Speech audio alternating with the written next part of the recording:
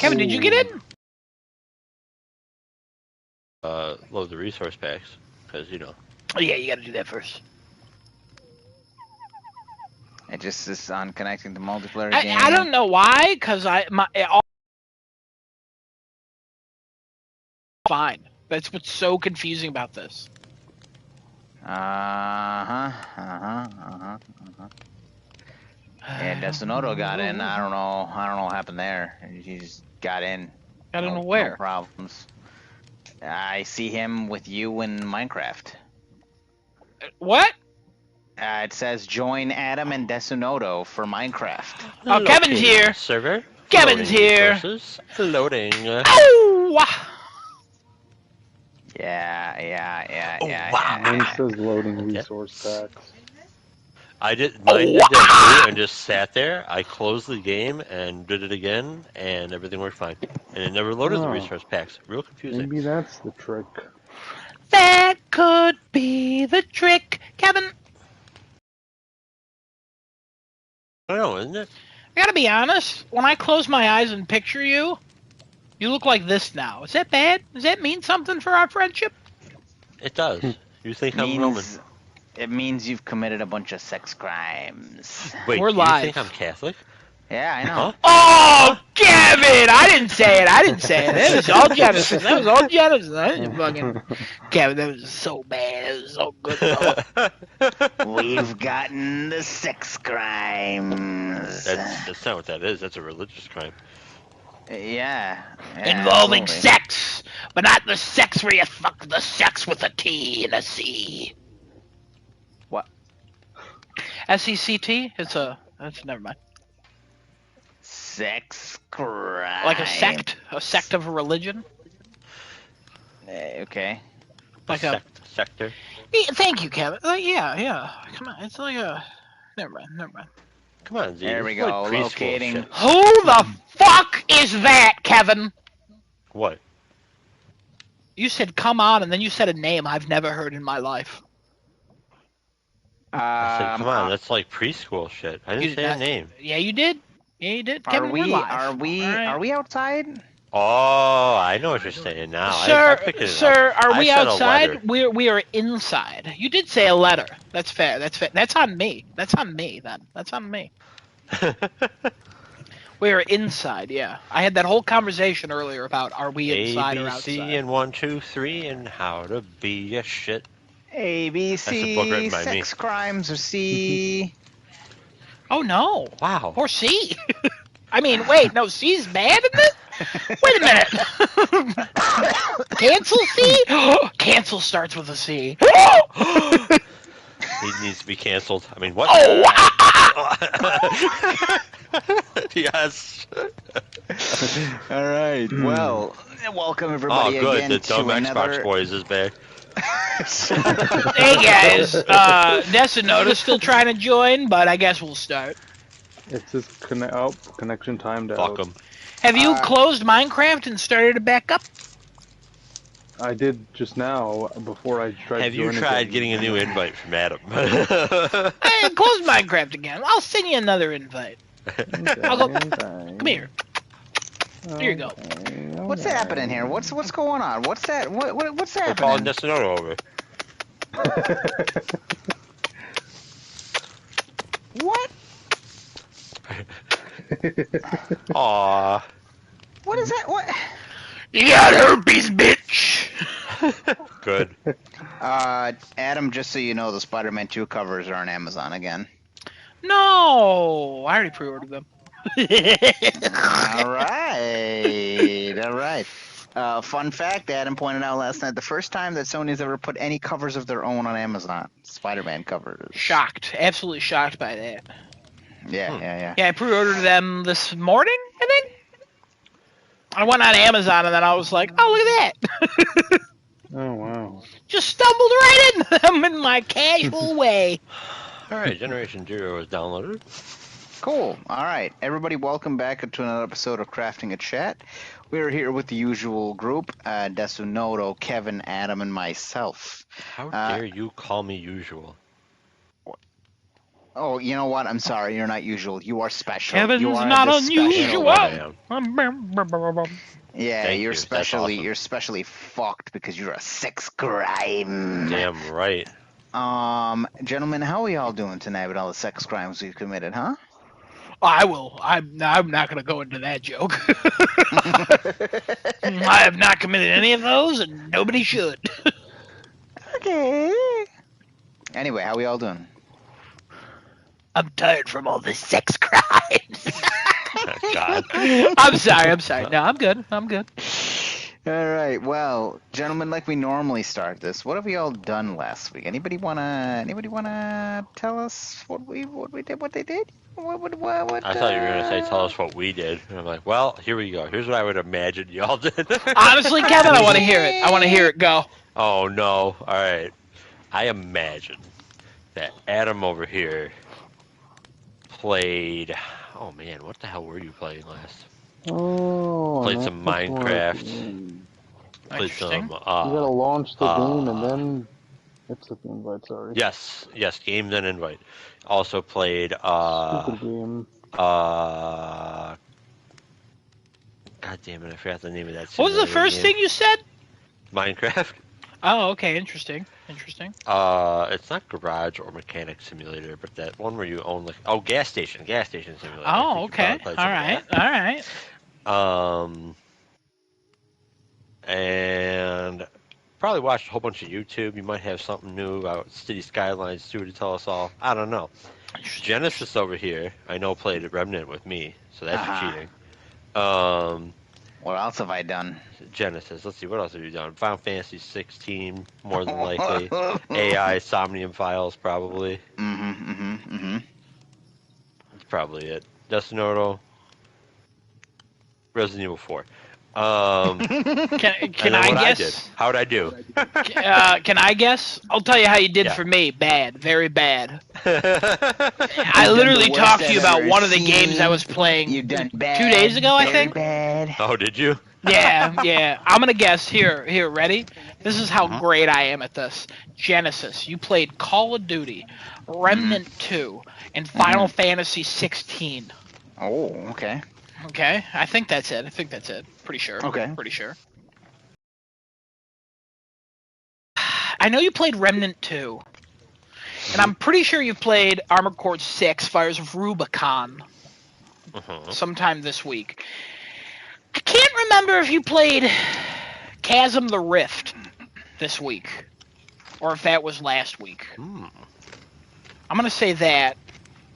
And then, PC shit. Fuck that, I don't care.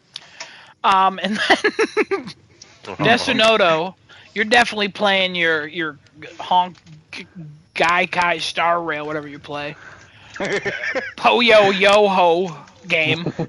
On your phone. You probably put another $84 into that. And then you probably played you probably dabbled in some Elden Ring. And then you probably watched Kendrick play more Resident Evil. How'd I do? Anybody can go first. All good here. All right. So I did Armored Core 6, Fires of Rubicon, Remnant 2 with Genesis, and I played Titan Quest on PC. No Chasm this week. Was that last week? Yeah. I remember seeing that at some point. Adam, you have hit the nail on the head with me. Okay, it great. is exactly what I played. You thought, I don't think I did anything else other than that. Trying to think, just making sure. No, you're good. Yeah, you're right. Thank you. Destinoto, how was I? I did not do anything with RE4 this week. Didn't think so. Or last week. Yo. Where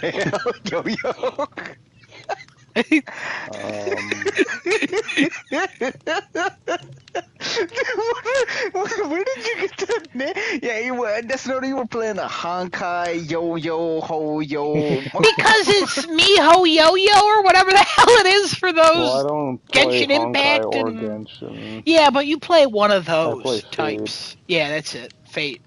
Fate Grand Order. Did you play that? Yes. Nailed it. Yes. Did you And play I Elden rolled Ring? for some waifus. I got some waifus. Did you spend $84? Summer ones. Not yet. Okay. I've been saving up my my Saint Courts to roll for these summer banners. And there's about to be like a part 2 of the banners coming up soon too, Oh. so Did you play Elden Ring? No, Damn. I did not. Damn. Yeah. Honestly, I'll give myself an 80.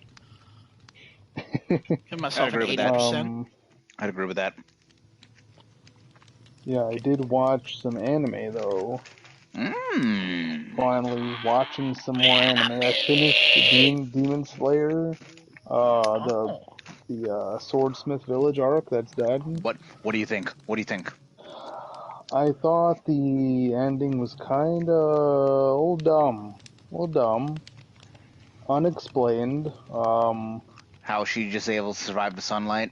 Well, okay, so this man got his foot like rearranged, right, before all this happened, and then he learns a lightning dash because he remembers his buddy who does the sleep lightning dashes all over the place, saying something about focusing your strength into your muscles. So he focuses everything into his broken foot, and he does a lightning dash to try and cut the demon guy's head off. And then that kind of gets prolonged a little more than I felt was necessary. He was pretty much the main villain in this arc because he can like do so much. That dude was insanely powerful. Yeah, because he's able to use his main body and then have other demons split into like 4 bodies, but then one of them could just suck the other ones up and become even more powerful. Mitsuri was tackling that dude right up ahead. Mitsuri was going off, but then Mr. Tangelo has to do his lightning dash with his broken foot. He doesn't kill the guy there. They fall off a cliff with his sister Nezuko, who is also a demon. You think she's gonna die, and you're like, oh shit, she's gonna die. I'm like, wow, this motherfucker did all this to bring his sister this far, and he chooses to let her die because that was what was supposed to happen, is that she dies from sunlight because the demons can't stay out in sunlight. So he goes and abandons her in the sunlight to try to pretty much finish off the demon guy. He does that, and then he's sitting there crying because he thinks she's dead. And meanwhile, she's totally fine. No cuts or bruises, nothing at all happened to her. She walks up and starts talking to him. Well, yeah, because now she can talk now. So I'll explain the whole foot and the broken foot thing. You realize that he is a descendant of one of the first. Well, I guess you wouldn't know this because you have to look into the manga just a little bit to understand a little bit of the backstory. So a little bit of the backstory is that he's a descendant. What it looks like is of one of the first swordsmen that are out there, and that swordsman was the one who invented the Hinokami Kagura, which is the fire that fire dance that he invented. He's the one who started that. He is a descendant because of the scar. Because you could see there were flashbacks or there were like moments where what's his name? The guy with the blue hair. Why am I missing his name right now? It starts with an M.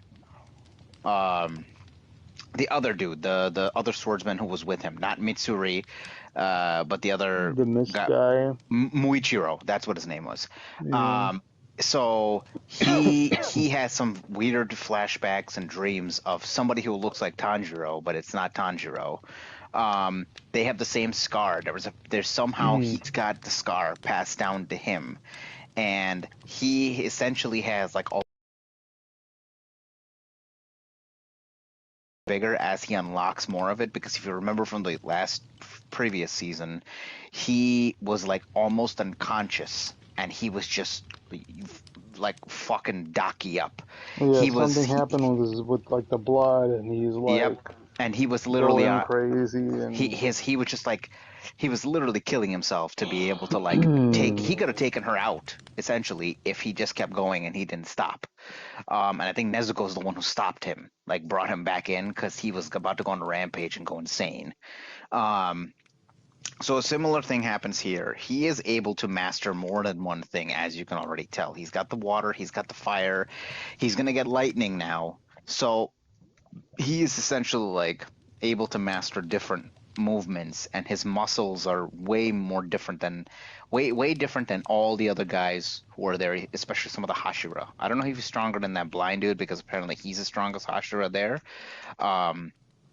But he is a descendant of that guy. And also another funny fact, if you looked in the beginning of season 3, you saw the other upper 6 meet.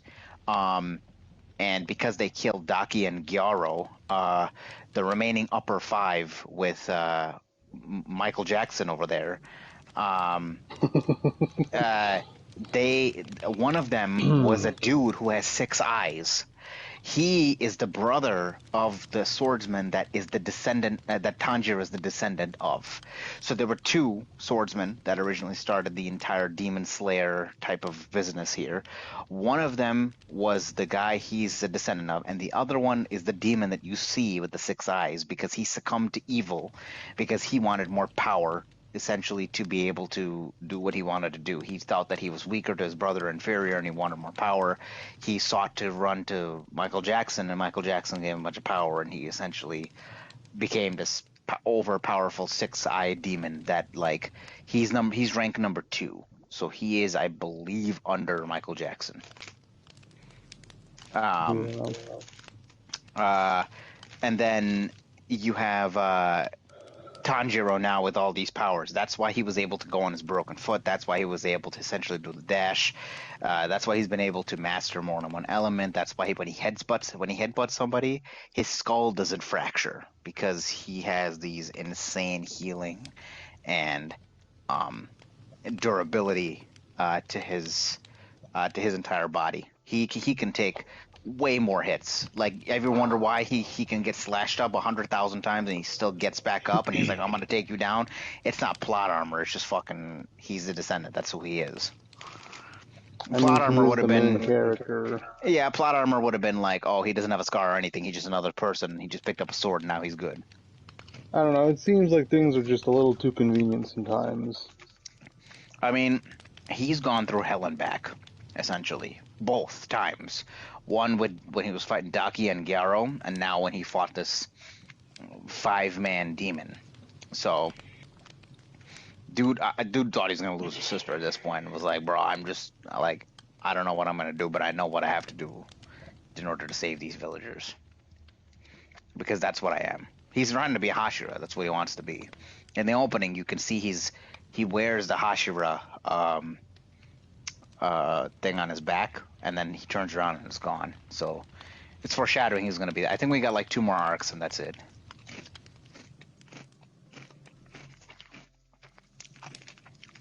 Essentially now he's going to have to go after and find the 6-eyed demon, and he wants to kill that other dude who murdered Rengoku.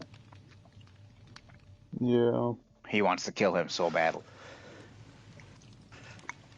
So anyway, yeah, that was a side conversation about Demon Slayer. Sorry about that. Keep going.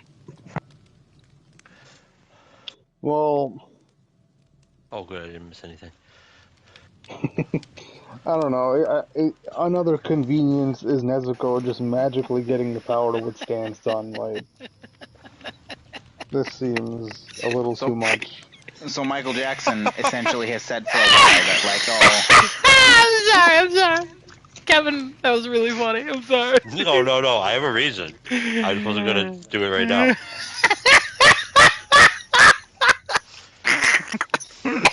I'll mute myself.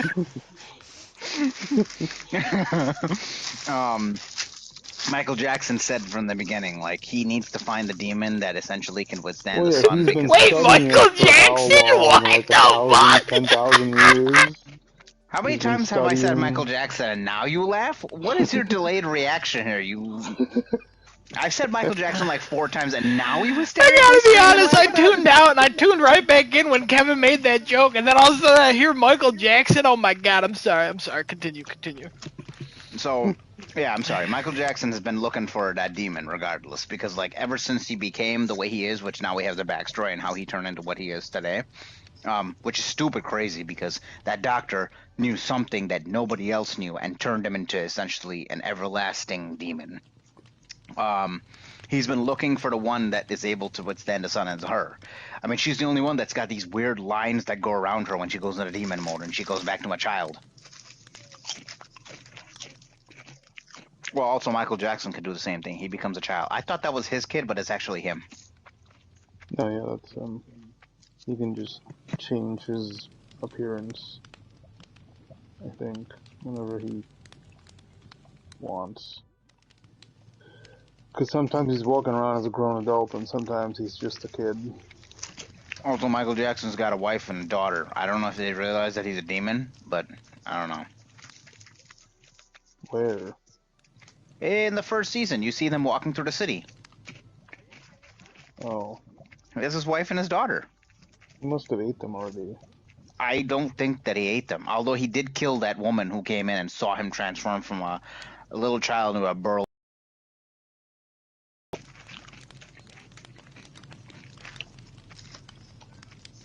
Michael Jackson don't like people when people watch him. Yeah, I mean, I've never been a huge fan of this story since the beginning. Goddamn S-tier story, you kidding me? There's Demon Slayer. How is this a B-tier story? You're saying the first season was nothing you expected? No, because we met Michael Jackson. Yeah, but everything that happened, it's such a overused plot line. Okay, to start the story off. It's a build-up for the first season. The second season, like, went it's 8 times over what it should have gone with the fight between him, Daki, and her brother. Didn't even know the brother was going to show up. Had no idea that he had that. Fucking what's his name? Uzui had 3 wives. You know, we had no idea that Daki was also a mistress to Michael Jackson. So, no, good storyline. I got no problem with the storyline so far. A lot of people had issues with season 3 with pacing. I was like, it's fine. I don't know what the hell you want to say. There's like 2 different villains that were going on at the same exact time. So. Well, that only really takes place in like the last few episodes. A lot of backstory. We finally find out Michael Jackson's origins. So, yeah. Anyway, keep going. Well, other than that, I almost done with Hell's Paradise. I'm on the last episode. That's really good. That was a fantastic show. I didn't see the end yet. Yeah, like like if I were to compare this and Demon Slayer, this is miles ahead in terms of its actual story. I mean, so the main character was taught by some old man who essentially was immortal that he is nothing but a murderer, a killer. Then married him to his daughter. And the daughter had a scar on her face, and he lied about, oh, I hated her and this and that to the girl, to the ex, not the, what do you call those? Who's the person who executes somebody? An executionist? Is that what you call them? Is that the word I'm looking for? Executioner. Executioner? Yeah, usually. Executioner. Sorry. So he lies to her about to the executioner, like, oh yeah, my wife, this and that. Truth be told, he was never a murderer. I mean, he was a murderer, but like he learned real quick after he met his wife that she was essentially all that mattered to him because she really took care of him and like saw him for an actual human being instead of a tool the way her father saw him.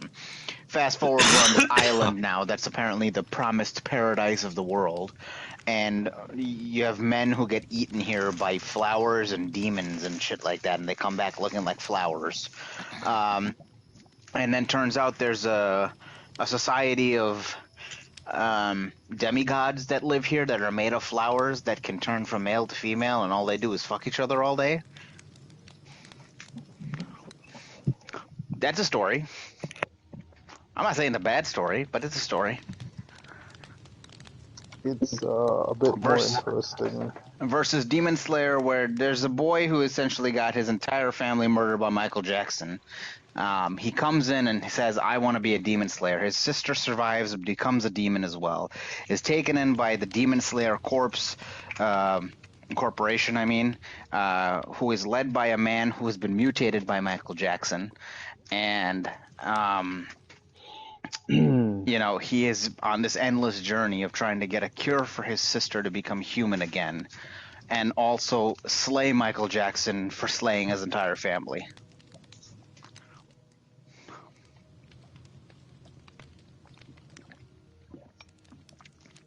I've given the simplest explanation of both of the stories, and now which one do you think is better again? Hell's Paradise is more interesting. It's got to be the demigods and them just fucking each other at that point. I was amazed by that. I was like, wait a minute, they just turn into male and female and just start messing with each other? I'm like, all right, cool, fantastic. Also, they don't die. It's just way more of a fresh thing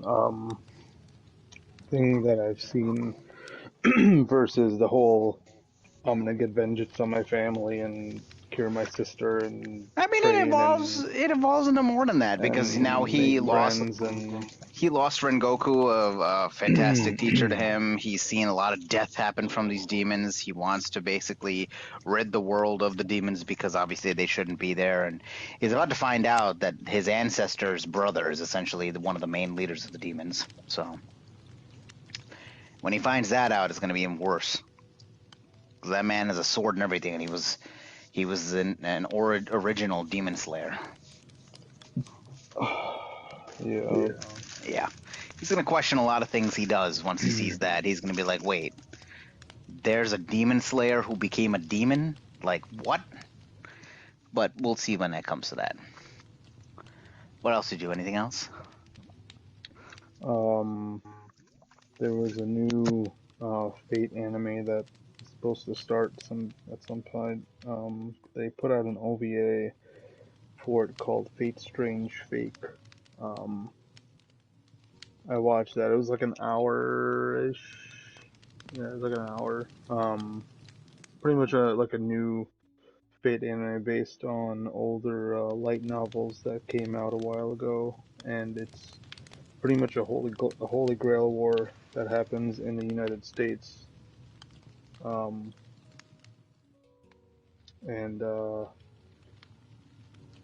Yeah, like there's like no returning cast as far as the masters are concerned for this one, but you do end up seeing a bunch of the servants come back, like Gilgamesh and Enkidu and a bunch more that we haven't really gotten to see yet. But it was really good. I really hope the show comes out soon. My friend was telling me probably by New Year, but that's another like 4 months away at this point. So they gave us like an hour to be satisfied with for like another 5 months. That came out in July, so to wait and see for that. Hey man, end of the year is going to come quicker than you think. After next week, we're already halfway through September. Like, end of the year is going to fly by here, essentially. I watched another season of Hell's Kitchen, season 4. And I only watched this season because I remember who won. It was Christina. And yeah, I wanted to see her and how she made it through, and I also wanted to see the fucking berserk, crazy, psychotic man Matt, and and why he didn't get eliminated earlier in the show. So that was fun. That was a nice little ride.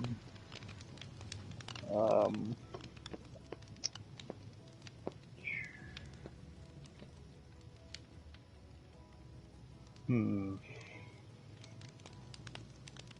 think that's Oh, I watched Toy Story 1 and 2 yesterday with my little brother. Cute. Has he not watched? Has he not watched Toy Story yet? No, he did. Oh, okay. I was about to He say did. we We showed. just watched it again. I was gonna say we showed him Toy Story way back. They're just good. Yeah. Yeah, they're just really good.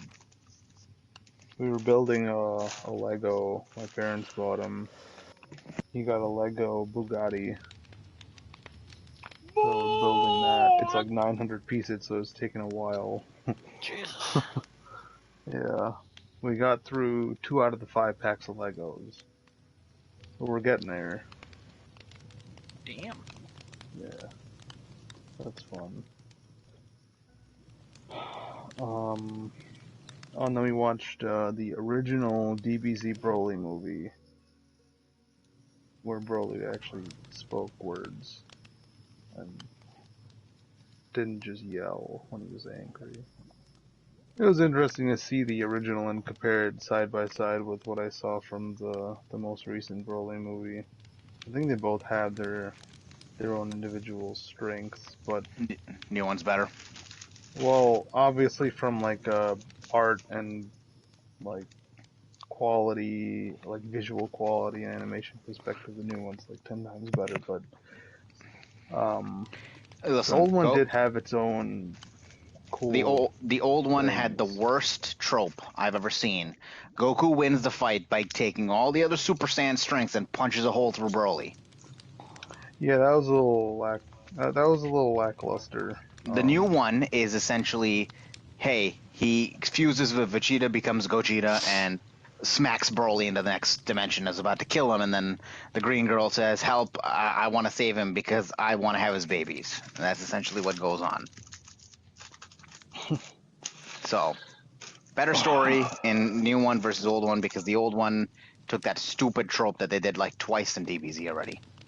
They did that with Battle of Gods, and they did that with DBZ Broly, and they did that with the end of the Bull Saga. I was like, what? Well, for that, Better there's also a story. second Broly movie and a third Broly movie, so I don't really remember much of those. I don't even know if I really watched them or not. I think the second was second That was was the third one. That was so the second one's Return of Broly. The Broly, the Second Coming. Yeah, and then the third one is Bio Broly, which Bio Broly was terrible. That was horrible. Yeah, so yeah.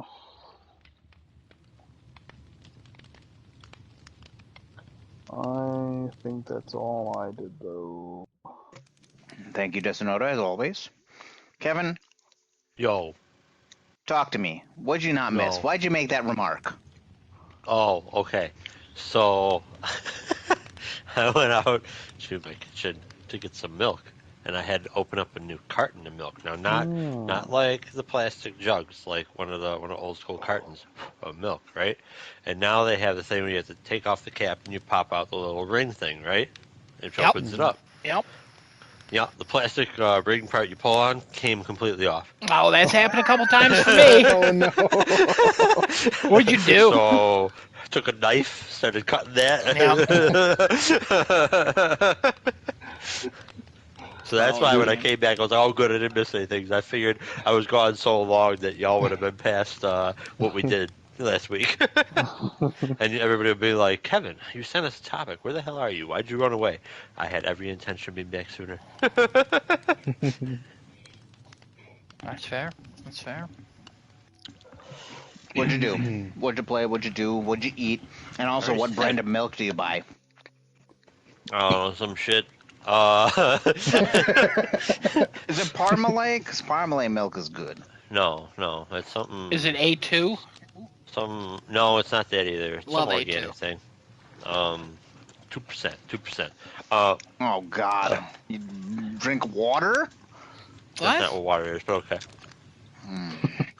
If he said 2% is probably the skim, most popular maybe. milk. Yeah, if he said skim, I would be like, yeah, maybe you could yell at him about it, but... What? No, 2%. 2% cream. Oh, dear Lord. 2% cream? Yeah. Oh, skim milk is the one that's like water and never mind. I'm just stupid. That's the one people always say it's like water. Yeah. Correct. I'm dumb. Yeah, because there's no cream in it. Yeah. All right. It's funny though It's all because milk. if people from like It's all if people milk. from like Germany or whatever come over, they're like 2%. Whole milk. Whole milk's like 4%, or they're like, "What are you talking about? Ours is like 7." Scotland a too. lot of cream over there. Yeah. Scotland too, Oh. because they would talk about scraping the cream off the milk after the milkman would deliver it, Yep. and that was their favorite thing. I had a teacher that was her favorite activity to do with her little brother. They'd Well, there you race to it to get the cream off the top of the milk, and I'm like, this sounds sexual and gross. No, thank you. You keep your So- brother stories to yourself. Okay, so Desonoto and I used to have yogurt that we'd buy from this supermarket back in where we used to live about 10 to 12 years ago. Back in and- Nam. Okay. Back in Nam, no.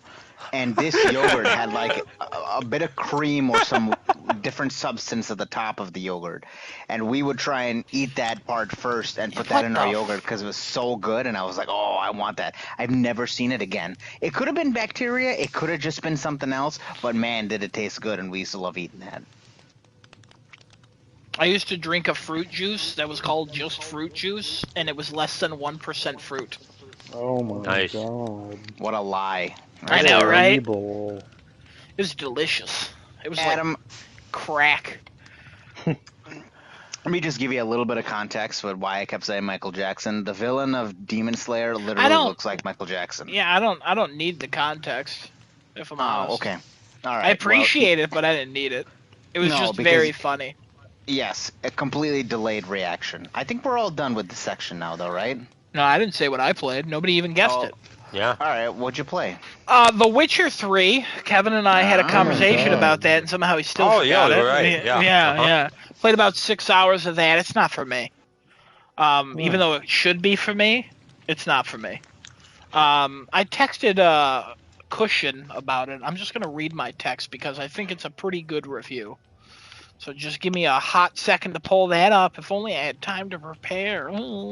Oh, if only he had time. Oh, if to only. prepare. I If said only. side content is good. Honestly, thought I was doing main story at a point, but it was all side. LOL. In-game rewards for them. IDK how good it was, or actually was worth it. I didn't really grasp what I was earning or doing. The upgrade system is kind of complicated. Kevin, he was absolutely right.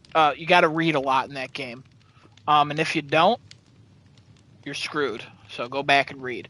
But my final three thoughts were: it's a great game, worth a playthrough, really meaty with content, and the writing is really good.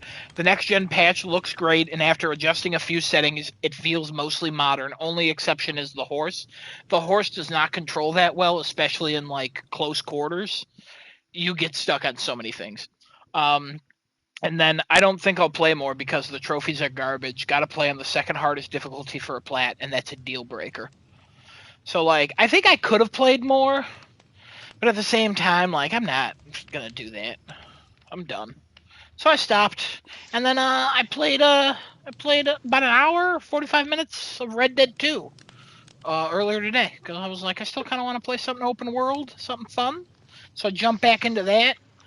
I didn't do anything of note, except I was explaining to Genesis that I was trying to look at a bird, and then I accidentally aimed my gun at some guy, and then the guy got pissed, and I was like, whatever, and I kept looking at the bird, and then I was like, let me go after that guy to apologize.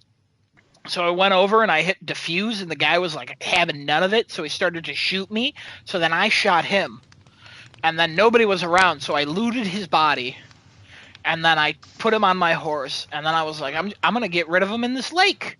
So I threw him in a lake, and then I rode my horse for a bit, threw him in a lake, and then he went down a stream coming off the lake, and then went down the stream and landed like right in front of people who were having a picnic.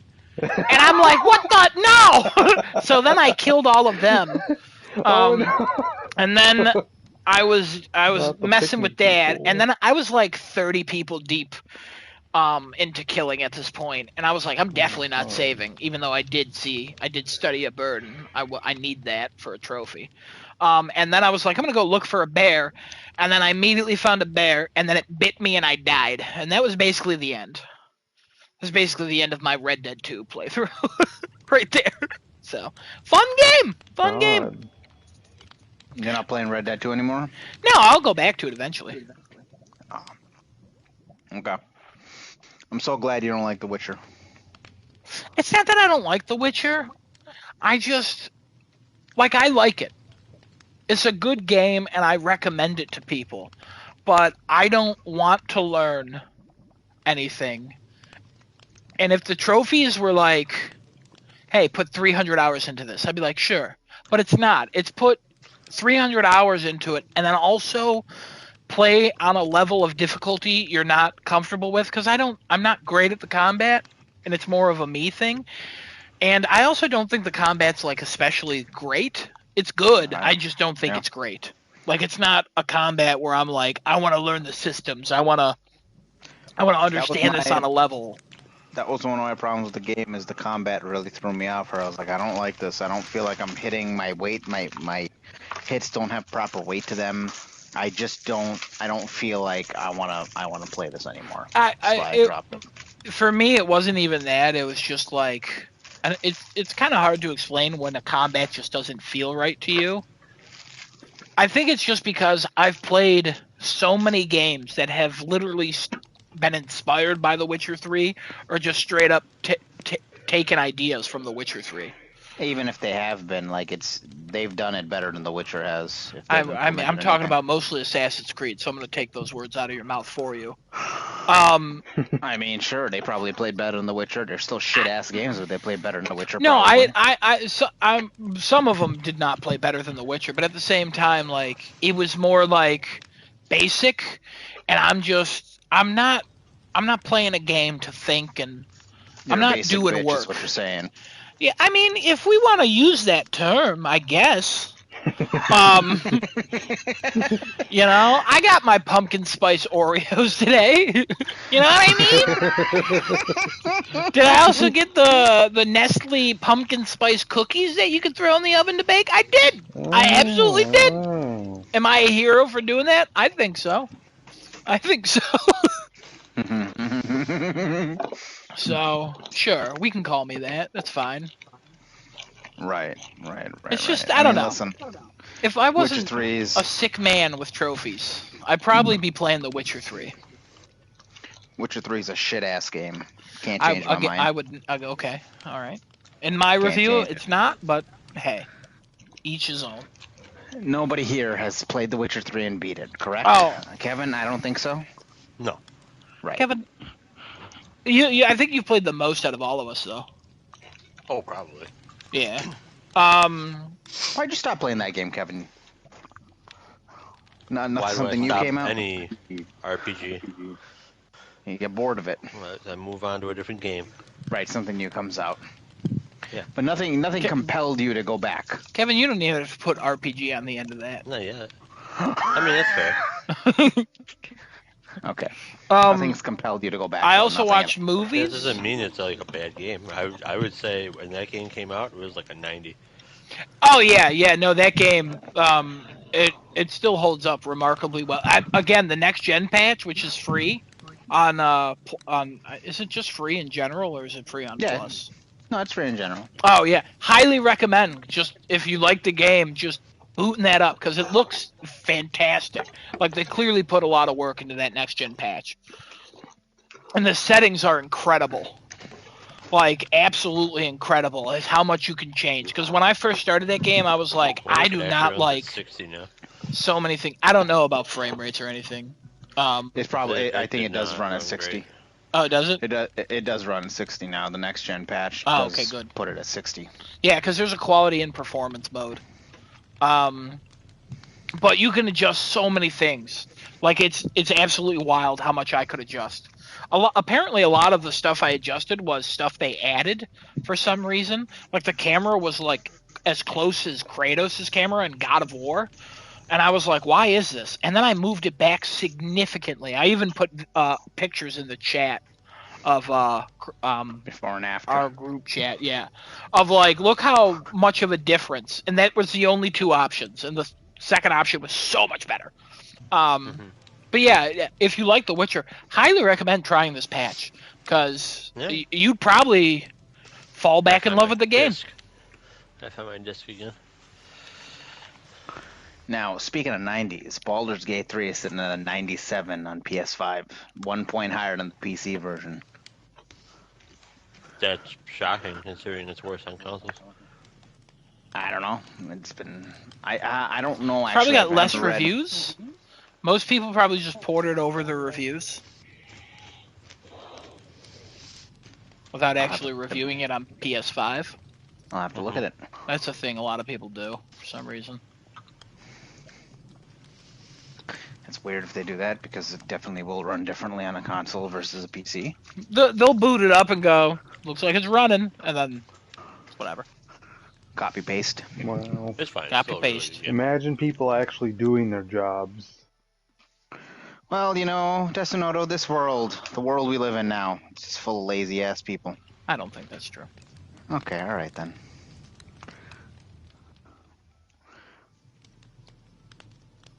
Oh, and then I forgot it was still me. I watched a couple movies. One bad one I'm not gonna even talk about. But we love the bad ones. Okay, fine. It was called Barefoot. It starred Scott. Hold. You know what? Screw it. I'm going into this. So it's called Barefoot. It stars Scott Speedman, an actor. And in this movie, you would almost believe that. And then also, it has, oh God, what's her name? Oh God, I forgot her name. I'll look it up as I talk. And it's about a man, a terrible, terrible man, who has no prospects and is on probation, who works at a mental hospital. He ends up saving a patient, a very attractive patient, played by the actress Evan Rachel Wood. And I'll just read the plot. The black sheep son of a wealthy family meets a young psychiatric patient who's been raised in isolation her entire life. He then takes the naive young woman home for his brother's wedding. So he saves her from being attacked, and then she, like, follows him outside, and then he's like... He takes her to a strip club, and he asks a bunch of strippers if they want to go as his date to this wedding, and they're like, no. And then he's like, I'm going to take this naive young woman. And their relationship, they have no chemistry at all. And their relationship, she likes not wearing shoes. That's why it's called Barefoot. Their relationship is so creepy, like on a level of this guy's such a scumbag, and this girl acts like a 11-year-old girl. Even though she's in her 30s. But also, she looks like Evan Rachel Wood. So I understand. But at the same time, the naivete, as they say, of this girl is so gross in how he manipulates her, forces her to lie. And then it's like, this is a romantic scene. No, it's not. This is not a romantic scene. This is gross. And then they ended up being together because he used emotional manipulation, and then broke every law. And then his parents saved him. And I don't recommend that movie. It's fucking terrible. Yeah, but also, Evan Rachel Wood is great. Breaking the law. Kevin, he would have fucking... He should have got shot for breaking the law. Because he steals his family's RV. Not only did he kidnap a psychiatric patient who's currently in the hospital because she killed her mother. Surprise, surprise, she didn't actually kill her mother. Her mother killed herself, but since she's so naive, she thought she killed... I don't know. So he took this psychiatric patient, stole an RV, traveled across state lines with a hostage. Then he ran away from cops, stole a lot of items. They crashed the RV and left the scene of the accident. Before that, he tried to sell the RV without a title. And then... Oh, God, he did so many other things. He was so bad. Then he abandoned her at a bus station. because he was like, I don't want to deal with Wow. this anymore. And then he came back and he's like, hey, I want to deal with this again. And I'm like, you're bad. You're not. He was not redeemable at all. It's literally like the worst way to write a movie. Mm-hmm. And then I made a prediction because I was watching it with my mom, and I'm like, this movie better end this way. And then that came true, and I was like, fuck yeah. He's not he after he gets out of jail because his family bails him out because the mom tells the dad, hey, you know what? He's crazy, but he's a lot like you when you were younger. And I'm like, I don't think so. I don't think this guy did that. But all right. So then he goes to the psychiatric hospital. Also, J.K. Simmons is the doctor at the psychiatric hospital. What are you doing in here, man? Every time he's on screen, great performance. But he's like, hey, you're never coming in this psychiatric hospital. So then the guy's like, all right, I'm going to go kill myself. So he lays down in front of train tracks. And I guess it's the only psychiatric hospital, so they put him in there. And then he tries to get the girl out, and then he tells the doctor, hey, she didn't kill her mom. She told me. And the doctor's like, you cracked this case wide open. You're a good guy. And I'm like, what? What? Huh? What? It's terrible. It's absolutely awful. And I'm done talking about it. I've wasted too much time. It's just bad. It's not even like fun bad. It's sin bad. But then I watched Guardians of the Galaxy 3 because my mom hasn't seen it. And we were a mess by the end of it. Movie's real good. Still, second watch. Definitely the best post Avengers Marvel movie. Post Endgame Marvel movie. So, highly recommend if you haven't seen it. I think that's it.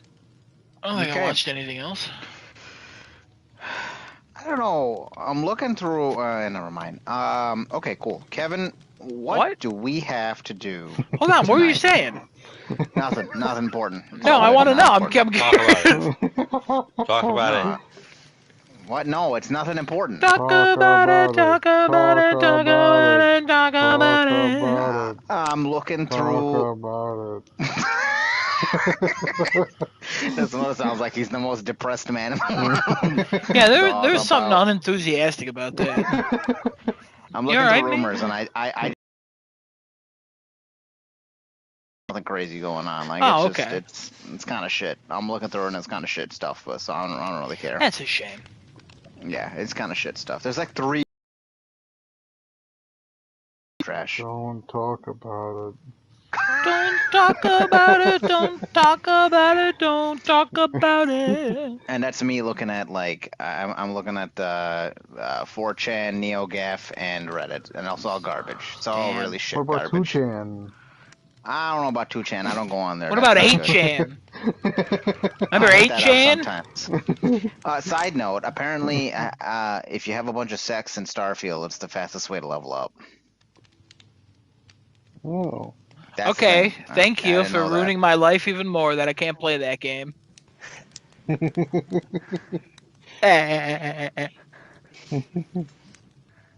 Kevin, you want to get Starfield and go to Bone Town? It gives you an emotional security boost, security XP boost. It gives you 15% for the next 24 minutes. And we have a lot of stuff to talk about, I think, tonight, right? I don't know, do we? I think we do. I think we have a giant discussion we have to talk about. All right. So let me talk about Armored Core 6. So, curveball, huh? All right. So Armored Core 6 got a little bit further in that. Finished Chapter 2. Now, let's talk about Chapter 2 real quick. So, the boss of Chapter 1, Balteus, is like absolutely infamous at this point for freaking shitting on kids. Shit on me a whole bunch of times too. I changed over to energy weapons and a tank body, and I freaking defeated that boss without it ever popping its shield back after downing it the first time. So, I was reading some Steam reviews. Somebody fucked him up. And I was reading some Steam reviews, and people were like, "Oh yeah, if you think the first boss is hard, just wait for the Sea Spider." I got to the Sea Spider. I 2-shot it with my normal build. So, yeah. The bosses in this game are really, really oddly placed. I think that they kind of really front-loaded the game. Sea Spider wasn't hard, like, at all. If you die to this thing, you're not moving fast enough, and you should change up your boosters and get that quick boost stat up, and then you are set. This For some fight reason, is not hard. I thought you were gonna say if you died against this boss, you should just go kill yourself. I was like, oh my god. No, that's I why don't. put I don't act Kevin. like that. I only Okay. act like that toward certain developers named Blizzard, and we'll get there in a second. Don't worry. Got it. So, yeah, no, the Sea Spider really isn't that hard. You just got to be able to move quick enough to dodge its attacks. Its attacks are super, super telegraphed, real easy to dodge. It acts like a spider, so it like lunges forward when like stabs at the ground with these like laser blades that are kind I'm of like gonna spider fangs. lunge. So like as long as you just dash to the side, you're fine. And then you get the boss down low enough, and it starts shooting the ground with this laser thing that has a really, really slow, like shockwave that like burns things. It does a shit ton of damage. So then you just hover in the air as best you can for as long as you can, and then drop to the ground, recharge, and then that's it. Those are the two things you have to dodge the entire fight, and the rest is easy. There isn't even like other shit that really spawns or anything. Like it's really not that hard. I don't understand why people got stuck there. Well, they should just The first time I died, I didn't realize how much damage that laser did. Let me tell you, I was just standing on the ground. And I'm like, oh, he's shooting a beam. Cool. I didn't get hit by that. And then the pulse went out, and I was like, oh fuck. Okay, jump. Got it. But anyway, I got chapter 3. When you get to chapter 3, you unlock Raven's Nest. They don't call it that. They only call it Nest, but you're still Raven in this game, so I'm going to call it Raven's Nest, which is the multiplayer mode. So, this is like versus players. So, if I knew this ahead of time, would have dropped my review score of this game. This game's like an 80. You have a game, alright, where you build your mech with whatever parts it is that you have and the weapons and whatnot, and you unlock more parts and more weapons as you move through the campaign and complete missions and like find secret caches and like all this crap, right? Right. Okay, cool. So now you're gonna put multiplayer into this game with no matchmaking. None. It's custom matches. You set up a room or join another existing room. Oh, what? What?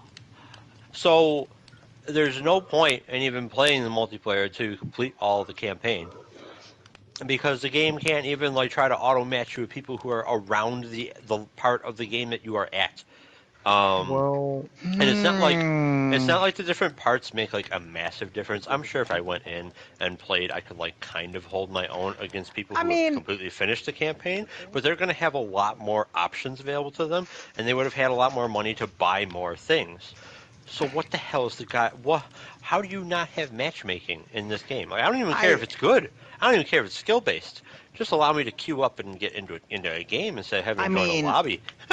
I'm not too sure why you're not surprised, given From Software's history of online multiplayer. It's been pretty shit. Well, Their it's history not of that it's been shit. They've just never really made like a dedicated matchmaking system, other than like, well, all the Souls games you can invade somebody's world, right? But their multiplayers have never been anything like intuitive or good. That's from what I understand. There's a lot of people that actually play it, and they go and I'm not saying that people and kill I them. mean, join other people's worlds pretty easily, like to help them through. Yeah. You could just matchmake it. I thought it was always an issue to be able to go into somebody else's world unless you knew what they were doing to be able to say, okay, we're setting this up for it to get into the world. That's if you want to do world exploration. Most of the time when like you're calling people into your world, it's shit put down right in front of a fog door. So you're very clearly going after the boss. But if you're just invading, you can just invade anybody's world. When you choose to invade, the game puts you in someone's world. Yeah. You don't have to choose who you're invading, which is even better than what they have in Armored Core. Like, they've never done a proper matchmaking system, but they have put people into a multiplayer game. Like, I wouldn't even care as much as being like, hey, I'm going to go ahead and turn on, I want to verse people in PvP. And the game just sends me into stuff. But, like, why should I have to go into a custom match thing, look at all the rooms, find a room that has an opening, and then sit in there until we have enough players to play? It makes no sense. I What's agree the with that. max player count? For What was that? Like in one room, what's the max players? The max player count is, if you're doing 1v1, max player count is 3 with losers swapping out. With like the other person, so like it's 1v1, whoever loses swaps out with the third person, or 9 players for 3v3 with the same format. Wow, okay. But like, okay, so let's say like that many people, you'd need something to facilitate the matchmaking properly, because player caps in all the Souls games range from like 3 to like 1 to like 3, I think, is like the max amount of people you can have either invade or help you. So, but like to really nail this point home, so let's say like I do go and do a 3v3. Cool, that match ends. Okay, I want to like go play somebody else. I now have to leave that, remember what room that was, and find another room. Like, it won't even just randomly match you up with other people, because you're just stuck in that room with whoever's in that 3v3. It's bizarre. I don't know why they made this choice. But like, I mean, to be fair, is Armored Core about the multiplayer? Not really. But like, it's a nice feature to have, and I feel like they just kind of really missed the boat. So hopefully, if there's an Armored Core 7, or if they like are looking to do some DLC, they can add that in, because I think it would really help out with the multiplayer aspect. Is it needed in this game? I don't personally think so, because I really don't care. I'm not going to play a whole ton of it. I would like to like experience it just to see how like it plays. But do I care about it? Not really. Single player game is a lot more fun. you know what drives that even more is how customizable your mechs are. Yeah. Like the fact that you can do so much tinkering, and then you want to see like, oh, how much can this really withstand against somebody else who might have a completely different build. Yeah, that. Well, I don't know. Maybe they mainly focused on just doing the single player and just like added the multiplayer towards the end or something. Oh, that is possible as well. Maybe not the main focus. But yeah. Anybody else got anything for that? We'll I have a question, kind of related. Have you seen the Donkey review of I have not. He talks about how like the whole difficulty thing, about how people are like, this is hard, and he's like, you literally have to just keep switching up until you find something that works. So yeah, I highly recommend. It's kind of short, so. His stuff's pretty good. Yeah. I gotta admit, he's really gotten pretty good. He's really coming to his own. What'd you say, Genesis? Fuck him. Oh, because of Kingdom Hearts. Didn't you just say you watched the Starfield one he did today? Yeah, I was on NeoGAF and I saw it. I'm not subscribed to him. I just saw it today. Oh, interesting. I saw they did. I was like, you know what? Let me see what the fuck he has to say about this. Okay. Fuck him. Okay. Alright. Let's move on to the big boy topic. Fuck him. Right. So, there's a lot of stuff going on in the video gaming world. A lot of fans are angry at big companies. Very clearly, Diablo 4 fan base not happy with Blizzard. Call of Duty, mixed opinions over Modern Warfare 3, considering it's basically, hey, pay us full price to play those Modern Warfare 2 maps that you wanted in Modern Warfare 2. You know, we'll put them in Modern Warfare 3. Yeah. Hell yeah. Hell yeah. Yeah, hell yeah. So, there's other games that have either been announced or very, very close to coming out. Is this the perfect time for certain genres of games for true competitors to come into their own and start to take away massive chunks of player bases. And I'll start it right out with Call of Duty, because X-Defiant should be coming out within the next few weeks. X-Defiant is a shooter from Ubisoft that is similar formula to Call of Duty, but with some abilities for different characters. They're going to have factions in the game that supposedly are going to include, like, it's basically like an Ubisoft multiverse at this point, where you're going to have factions from, like, Rainbow Six Siege, from Ghost Recon games, and I mean all of them. You could have Assassin's Creed is somehow going to be in this game. I don't know how the hell that's going to work out, but somehow they're going to pull Assassin's Creed stuff into this. They had guns. Did they? Okay. Okay. I think it's for abilities, but I'm not sure. But what they have confirmed is that no matter what faction you want to play as, you will be able to use every gun in the game. So that's good. But this game, I played a very, very, very early version. And it was very fun. One game mode, Uplink, was incredibly fun, and I wish more shooters had it. Nobody has had it yet. Call of Duty, the fan base is always mad with Call of Duty. So who knows where they really sit? Who knows how many people are really going to buy Modern Warfare 3? But if there is some solid competition out there, hopefully, X-Defiant can be good in some regard, and people actually like move over and play it. I think this is the best opportunity to steal people away, because, I mean, the one thing that the community really, really wanted to have happen during Modern Warfare 2 technically is happening during Modern Warfare 2. It's just that Activision Blizzard and Infinity Ward decided, instead of supporting this game for an extra year, let's release another game. And in that full price game, give people what they wanted. Which I hate that move. That they're doing us dirty. And they're also putting zombies in it. They're really trying to hard sell this game. Tell you who's not gonna buy that. This guy. I'm not either. I like. Fuck we that. got Remnant now. I'm happy with Remnant. Fuck Microsoft, Activision, Blizzard, all them motherfuckers. And you know what's great? Fuck them along with Donkey. You know what's great? X-Defiant, free to play. So, I'll be playing that too. Well, fuck them too, because I'm not playing Ubisoft. But Kevin, you enjoy the game, and I hope you like it. Don't worry, I'll pull you in. I am not touching a Ubisoft title. I am done. Remember this. Record this. Go ahead. Kevin, this is already Kevin, Record hold it on. again. All right. Record Record the recording. So, yeah, so that's like Call of Duty. I guess I'll also bring up Diablo. Like Diablo, this is a little bit more further out. Blizzard still has a chance to save this game.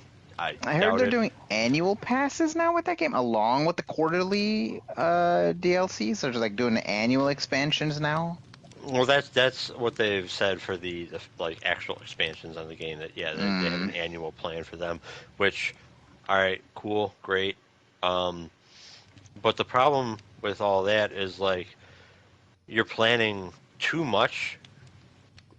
Let me explain it this way. People have been asking for gems to not go into the player's inventory because they take up so much room and they drop so freaking often. And honestly, they're not even needed. Gems fucking suck in this game and need to be reworked entirely.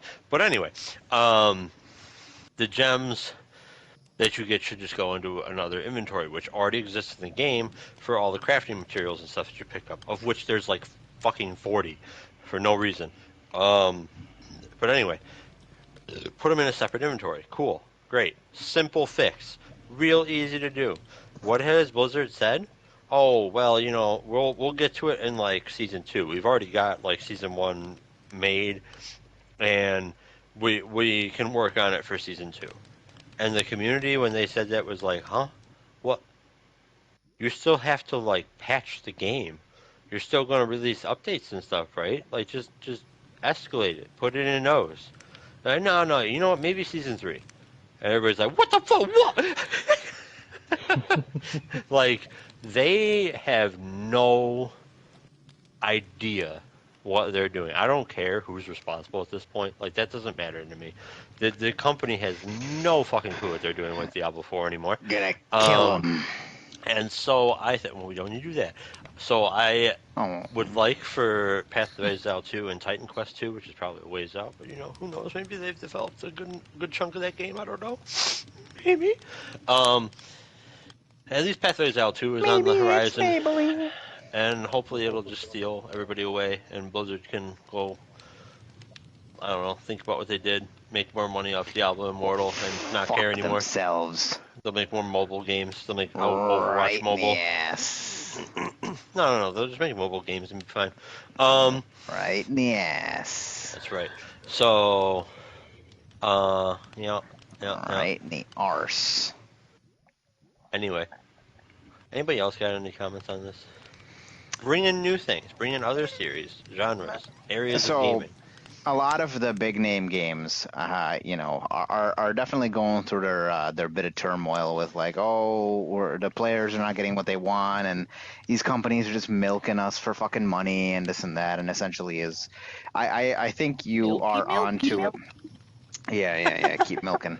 I think you're on to something where what you're saying is that this is the time for, I guess, lesser known titles, or I guess better known as like AA games, to come in to say, hey, let's try and steal the show, because this is time. Go ahead. Even like AAA, like I guess I didn't fully explain my thing. Like Call of Duty, especially. Name another shooter that fills that hole. Halo. I guess that's it. Like, it's now to the point where like, okay, this game has had a monopoly, but like its fan base is getting fed up. So competition comes now because it's perfect. Anyway, I think I would agree with you. I think I'd agree with you where competition coming in now would make more sense because yes, Call of Duty's fan base is essentially fed up of everything that they've done at this point. I don't know how many people are going to buy into Modern Warfare 3. I mean, like I mentioned before, I'm not going to be one of them. You're not going to be one of them. It's essentially what we have thought of at this point to say we're not buying into this because we just don't want to. It's not for us anymore. We have a newer game that fills that void, albeit it's not the same genre and it's not the same thing that we were doing in Call of Duty, yes, but it fills the co-op void. Yes, it does. Remnant comes in and says, all right, our last game wasn't the best, but here's what we're going to do. This one's going to be, we're going to put a lot more thought into this one and really make it something that people want to jump into co-op wise, right? So 3 people can jump into this and say, all right, let's run a Remnant run here and let's see how far we can get. Let's see how many worlds we can re-roll and all that. Call of Duty doesn't have much of competition in the realm. I mean, Battlefield has failed horribly. They have quite a bit of a way to work themselves back up. I don't know. It might be too little too late at this point to do anything for the Battlefield, but there's always a chance, I guess. We'll see. And then, I mean, Sony and Microsoft. Microsoft's got Halo, but Halo's been flopping on its back for a while now, dying. And Sony doesn't have anything as far as those like studios that are ex Call of Duty people that Sony invested in who are working on stuff, but that's years away. And that's years away. We'll see what comes of that because Destiny can't even be put towards that because Destiny's more of like a it's more of a I don't want to say MMO. It's just you don't, but like at the same time, what do you call it? I guess it's an MMO. Yeah, it's not a shooter. It is a shooter, but it's not gonna go against Call of Duty. It's not competition. It's as much of a shooter as like Borderlands is. Essentially, yes. So if I had to bring a thought into here, like Assassin's Creed has been, the same formula. They changed it up to the RPG style. Now they're going to be doing both because, they want to try and milk it as much as they can. there are other games that will come in and try and replicate things that Assassin's Creed has done, or do them better. I mean, this is an older example, but Ghost of Tsushima did that essentially. You came in and you were a samurai, absolutely. It's essentially everybody was asking for a Japanese Assassin's Creed, and here we are. Here we got it now, and Assassin's Creed is now making Assassin's Creed Jade and what's the other stupid one that they're making? Not Mirage, whatever the other code name one is. I don't know what the hell it's called.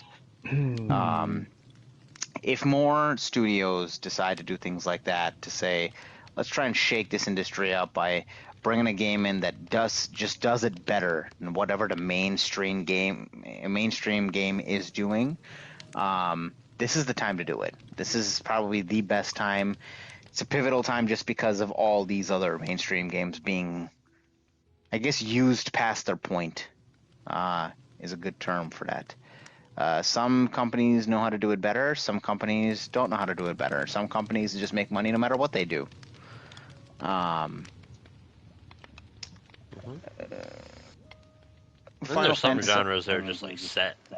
Oh yeah, like Final Fantasy is a good version of, like, Square Enix is going to sell no matter what they do. Pokemon's another good one that they're going to sell no matter what they do. They can make the game, they can change the tactics of the game and make it pretty shitty, and they'll still sell copies. 16 just changed up its entire combat system from going from what 13 was and 15 essentially. It's a fully action-oriented combat system now, and people love it.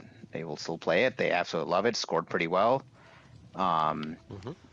Pokemon has turned into a shit show of I don't know what, and people continuously buy it because it's Pokemon. It doesn't matter what the game, that fucking franchise does, they'll buy it. They'll simp for a fucking whatever that bunny Pokemon is, or whatever the fuck it is, the Lopunny, I think. Yeah, they'll go for that absolutely, and whatever else they can get their hands on. Joker, what are you doing with that Lopunny, man? Joker, what are you doing with that Lopunny?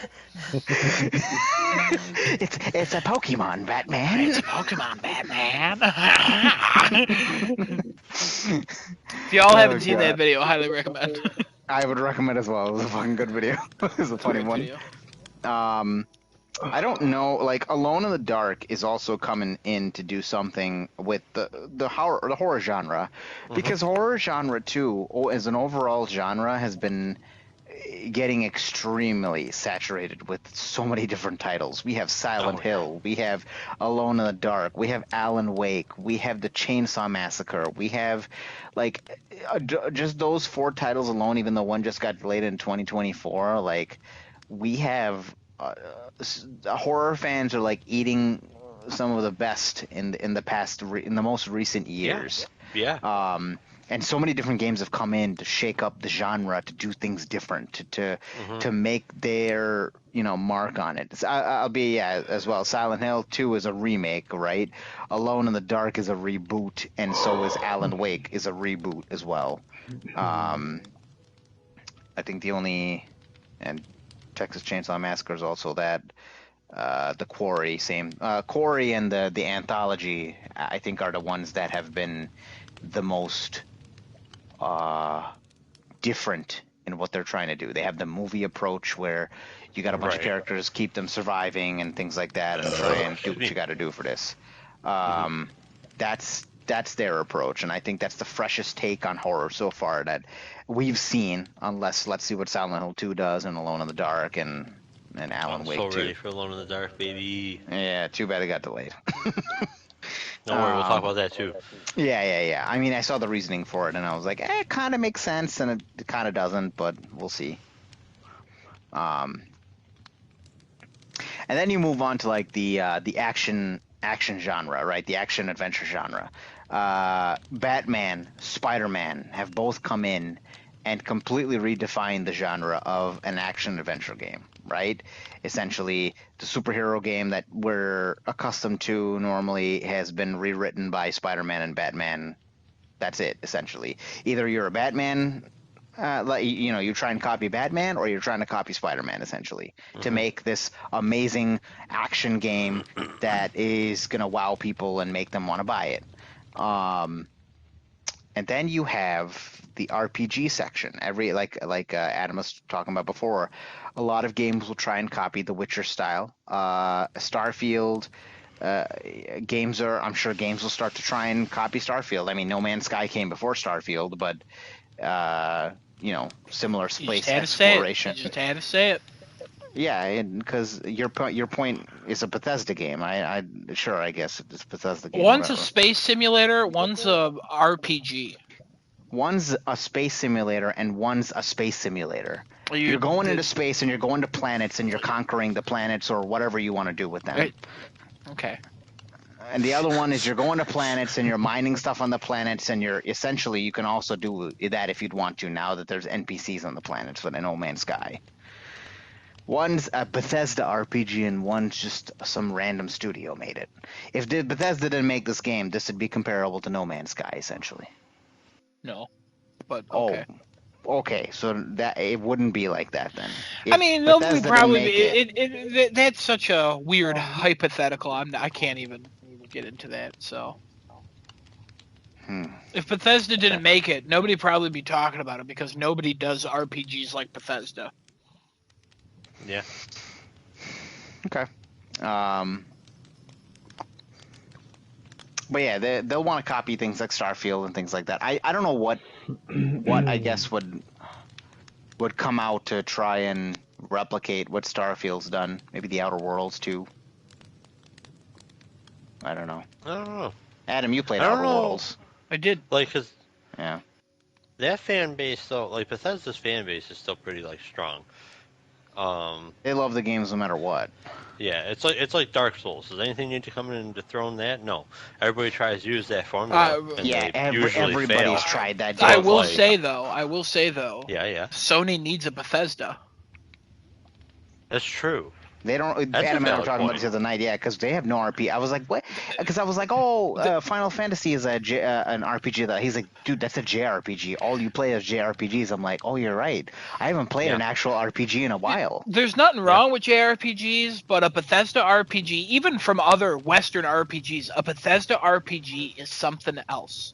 They have a formula and it works. And Starfield's going to sell gangbusters. It's already, oh my god, it's already huge. But yeah, Sony doesn't have it, and that's my one concern when the Bethesda thing was. I'm like, I hate this, but also, good job Microsoft. But at the same time, Sony, I don't have a Bethesda anymore. I don't. I don't like playing them on PC. I don't, even though mod support is all there. I like getting platinum trophies. Sorry. But yeah, Sony does not have that, and now Call of Duty will keep coming to PlayStation, yay, but now that might be slipping away eventually, so Sony, you're losing not only big genre games, you're losing the biggest ones that are literally setting the stage for that genre. Sony's going to end up having to pull a Nintendo. That's what they're going to have to do. What do you mean by that? Nintendo doesn't rely on these big names that are on other consoles. They have their own games that sell their consoles and sell everything that they do. Yes, nostalgia. I know those names have been there for 20 plus years. I understand. Nintendo and start to just create these IPs. I mean, they've already done Horizon. They've already done Last of Us. They've done Uncharted. Yes, those are action adventure. Horizon's the closest thing to an RPG that we'd get essentially at that point. But they have to create these IPs that will last a decade or longer, and create this line of titles that, okay, we have an RPG, we have an FPS, we have what else are they missing? They got a racer, they got an action adventure, they got a they got a racer? Yeah, Gran Turismo. It's a sim. It's a sim racer. That's not. They have a simulation racer. They don't have an arcade racer anymore. It was Drive Club for a little bit, I think. Drive Club was more simulation than arcade. Actually, it was kind of in the middle, and that's why it died. So you're saying they need an arcade racer as well? Yeah, they need a MotorStorm. Yeah, they need to pull a Nintendo. They need to start making these games that are gonna be their genres of I their mean, if they want to console. pull a Nintendo, they're putting fucking Joel in every game or Ellie in every one of those. Hey, welcome to Ellie's kart racer or Ellie's Well, Olympics. it's not even that. Like Oh Nintendo God, just has Joel and Albie's their golf.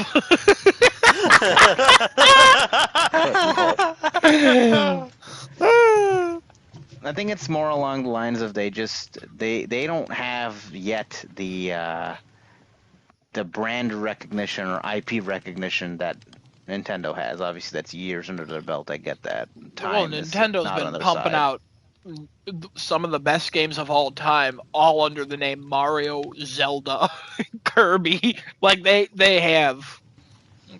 It's not just nostalgia, but also But as I much mean- as those don't appeal to us, they're doing a thing. I don't know if Sony can even do that.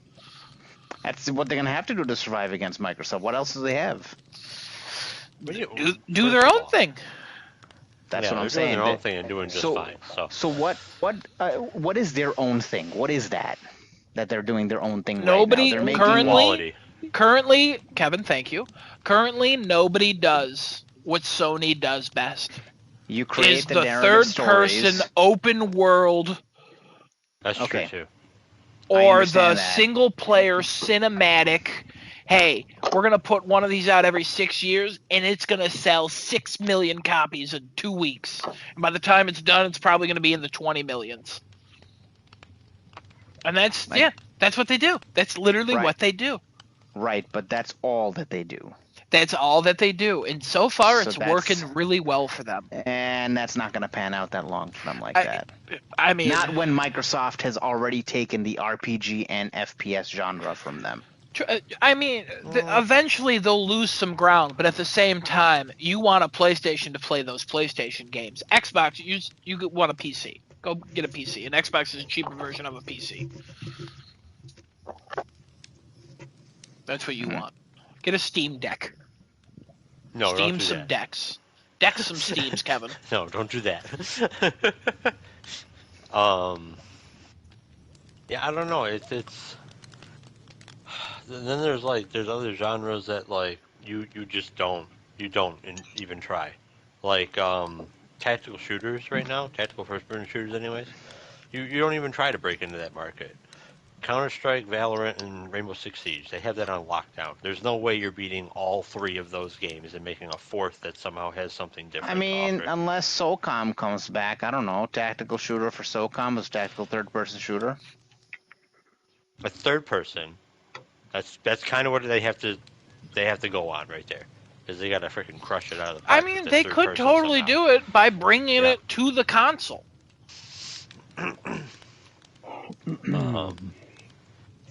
And then like MOBAs, League of Legends and Dota still have that on lockdown. Smite, I guess, like is your side salad.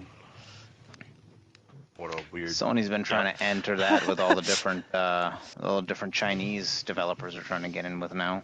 Well, everybody over developing games over there is like, oh my god, baby, let's make MOBAs because we can make millions. I mean, they can.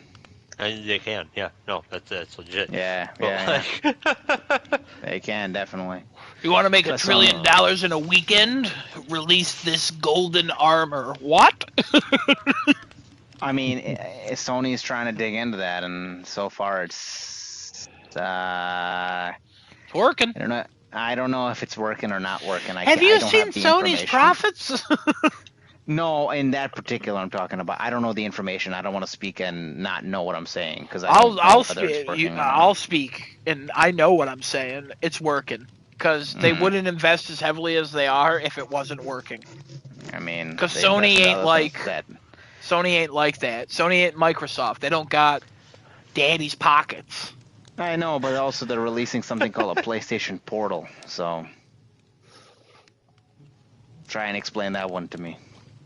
Now, Sony and Nintendo, they do things called weird decisions, and it's something I don't know if it's like a Japanese thing. I don't think it is. I think it's just corporate people not understanding who that's for. and what they're doing, but apparently they think it can be successful, and they probably don't need it to sell 30 million units. I bet if it sold like 2 million, they'd be like, hell yeah, we made a profit. It's sold out already. PlayStation So Portal. the remote play PlayStation, it's a screen in the middle of a DualSense.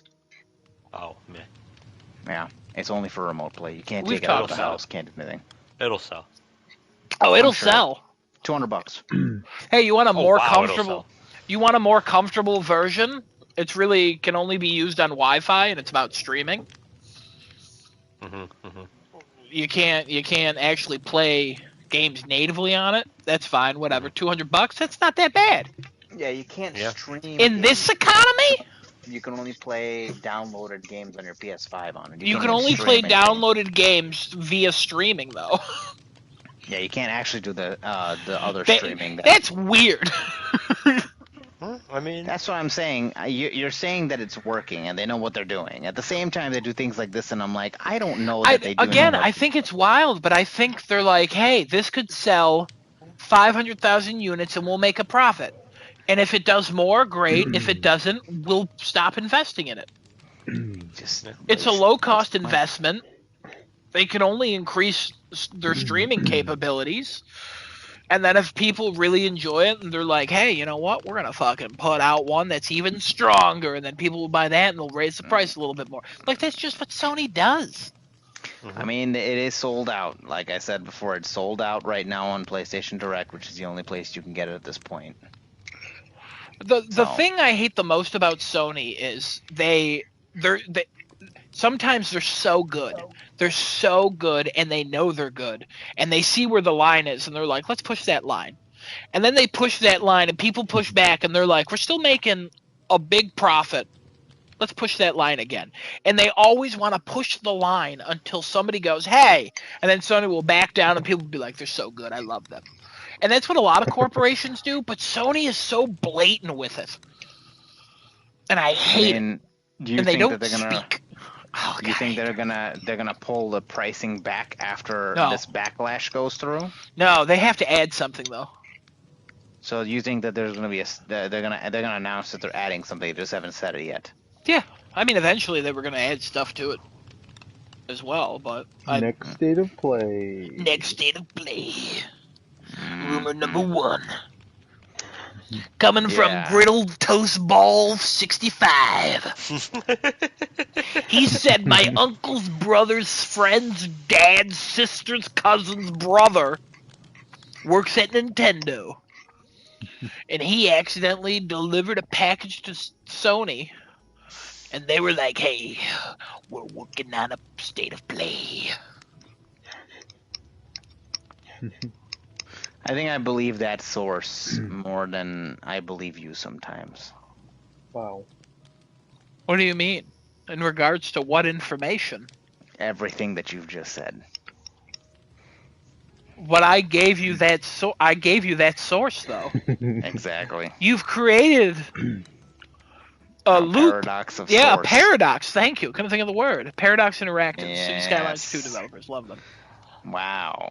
All right, Kevin. What else we got to discuss about this? Or we going over I to think the we're next are we thing? winding down already? I think we're winding it down. Yeah. Anybody else have anything else to talk about? Okay. I have anything you something wanna hit on? small. Adam, go right ahead. Oh, I It's- mean like on this bit. Oh, No. no. We're winding Okay. it down, Kevin. We're winding it down. Adam, you want to go next? Or you want me to talk about one of the My thing is so small, you might as well go next, Kevin. Okay. Alone in the Dark got pushed back, and honestly, big balls. Good job, company. Come out and basically say, "Hey, man, we're delaying this game not because it's not ready. No, It's not going to be as big as the other we ones just coming out. we just don't want to release it when all these other big games are coming out." And you know what? Respect. Also, I have been thinking about this. because like at first I was like, oh come on, it's delayed. I wanted to play it. I was getting ready to have a big Halloween episode because Halloween's on a Tuesday. We could have had a big discussion about Five Nights at Freddy's, the 3-hour fucking horror movie. It's Although 3 hours long? It's 3 hours, baby, Adam. We're gonna have so Wait, much to talk about. Math is 3 hours? Yep. Okay, Kevin, if we go into that theater and there's nobody in there, I'll pull Oh, up no. Oppenheimer and then on my phone, and then we'll watch both and see like where the bomb lines up. It's also on Peacock, so I was thinking maybe we just come here. Is it coming to both at the same time? That's what the trailers say. What the Theaters fuck? and on Peacock. Oh my But, god. yeah, October 25th, so we'll see. But anyway, I was gonna have this whole big thing planned, but I was thinking about it, and honestly, if I'm them, I have a lot of confidence in this game being like really good. Yeah, you probably don't want to release it at the same time as Alan Wake 2 and Spider-Man 2, because they're gonna dominate the sales. Cities Skylines And like 2. that's 2 games in this economy. People aren't getting like this third one, no matter how much. Well, people like me would, because I'm freaking looking forward to the game more than the other 2. But that's not everybody. You push it to a different day and release it then. You do better with like sales. You get a better idea of like how much people actually want to play a game like this, and maybe then you're like, okay, you know what? No, it's worth doing more of these games. We did it right, and we can improve on it. At least that's the way I look at it. Is it the right way to look at it? I don't know. I would like to hear opinions of everybody else, but that's the way I look at it. I think that is the right way to look at it. I mean, you have people like myself who are spending $200 to buy a Spider-Man Collector's Edition. I am not going to have the money to buy, essentially, Alone in the Dark that I'd want to purchase. But now that's going to move to January, absolutely. That makes it easier for me to do what I got to do. So, absolutely, that is the right way to do it. Whatever reason you had it down, delay the game, as long as you're honest, saying, hey, listen, it's not that we don't believe in our game, but at the same time, Spider-Man 2 is coming out along with City Skylines, along with Alan Wake, it's also along October? with... Damn. October 24th is City Skylines, which is Oh, like, I know. October's a packed up month. Yeah, So yeah, like yeah. to Filled be to the honest and say, brim. hey, listen, let's just pick a window that's gonna. Although January, I don't know about January because the Final Fantasy Rebirth is coming out in January. They're fucked. I mean, that's a very different game. I don't know. I know, but it's just that's money that people. It's not about even like the Oh, that's type of They're game. they're It's different money. audiences, I would say. Yeah, different audiences. But money that is man. going to be spent on one versus the other. Yeah. I would minimal, like to I would think- say. I would like to think that this reboot of Alone in the Dark is good enough to reach the same stratosphere level of Resident Evil and Silent Hill. And I think that like if you're really gonna be able to get that, you just have to release it at the right time. And October seems to be freaking loaded to the gills. So yeah, maybe they are making the right call, even though it is like that Halloween. I'm curious why they kinda didn't game. push it to like November or December. I think November is probably going to be Call of Duty. That's usually when a Call of Duty drops. December is a good question, though. December is a good. I'll look at. I'll look I at mean, December late right now. November, like, or are people who are playing Call of Duty like is that the target audience of Alone in the Dark, or do they want to get just far enough away from Alan Wake 2? Ooh, there could be that too, though. Yeah. Because it just seems like they want to get far away from Alan Wake 2. They don't want to step on that toes. And they probably shouldn't, because I mean, Alan Wake 2 is definitely going to overshadow it. Especially like when you go to the history of Alone in the Dark. Like you had the first 3 games come out, they were great because they were groundbreaking at the time.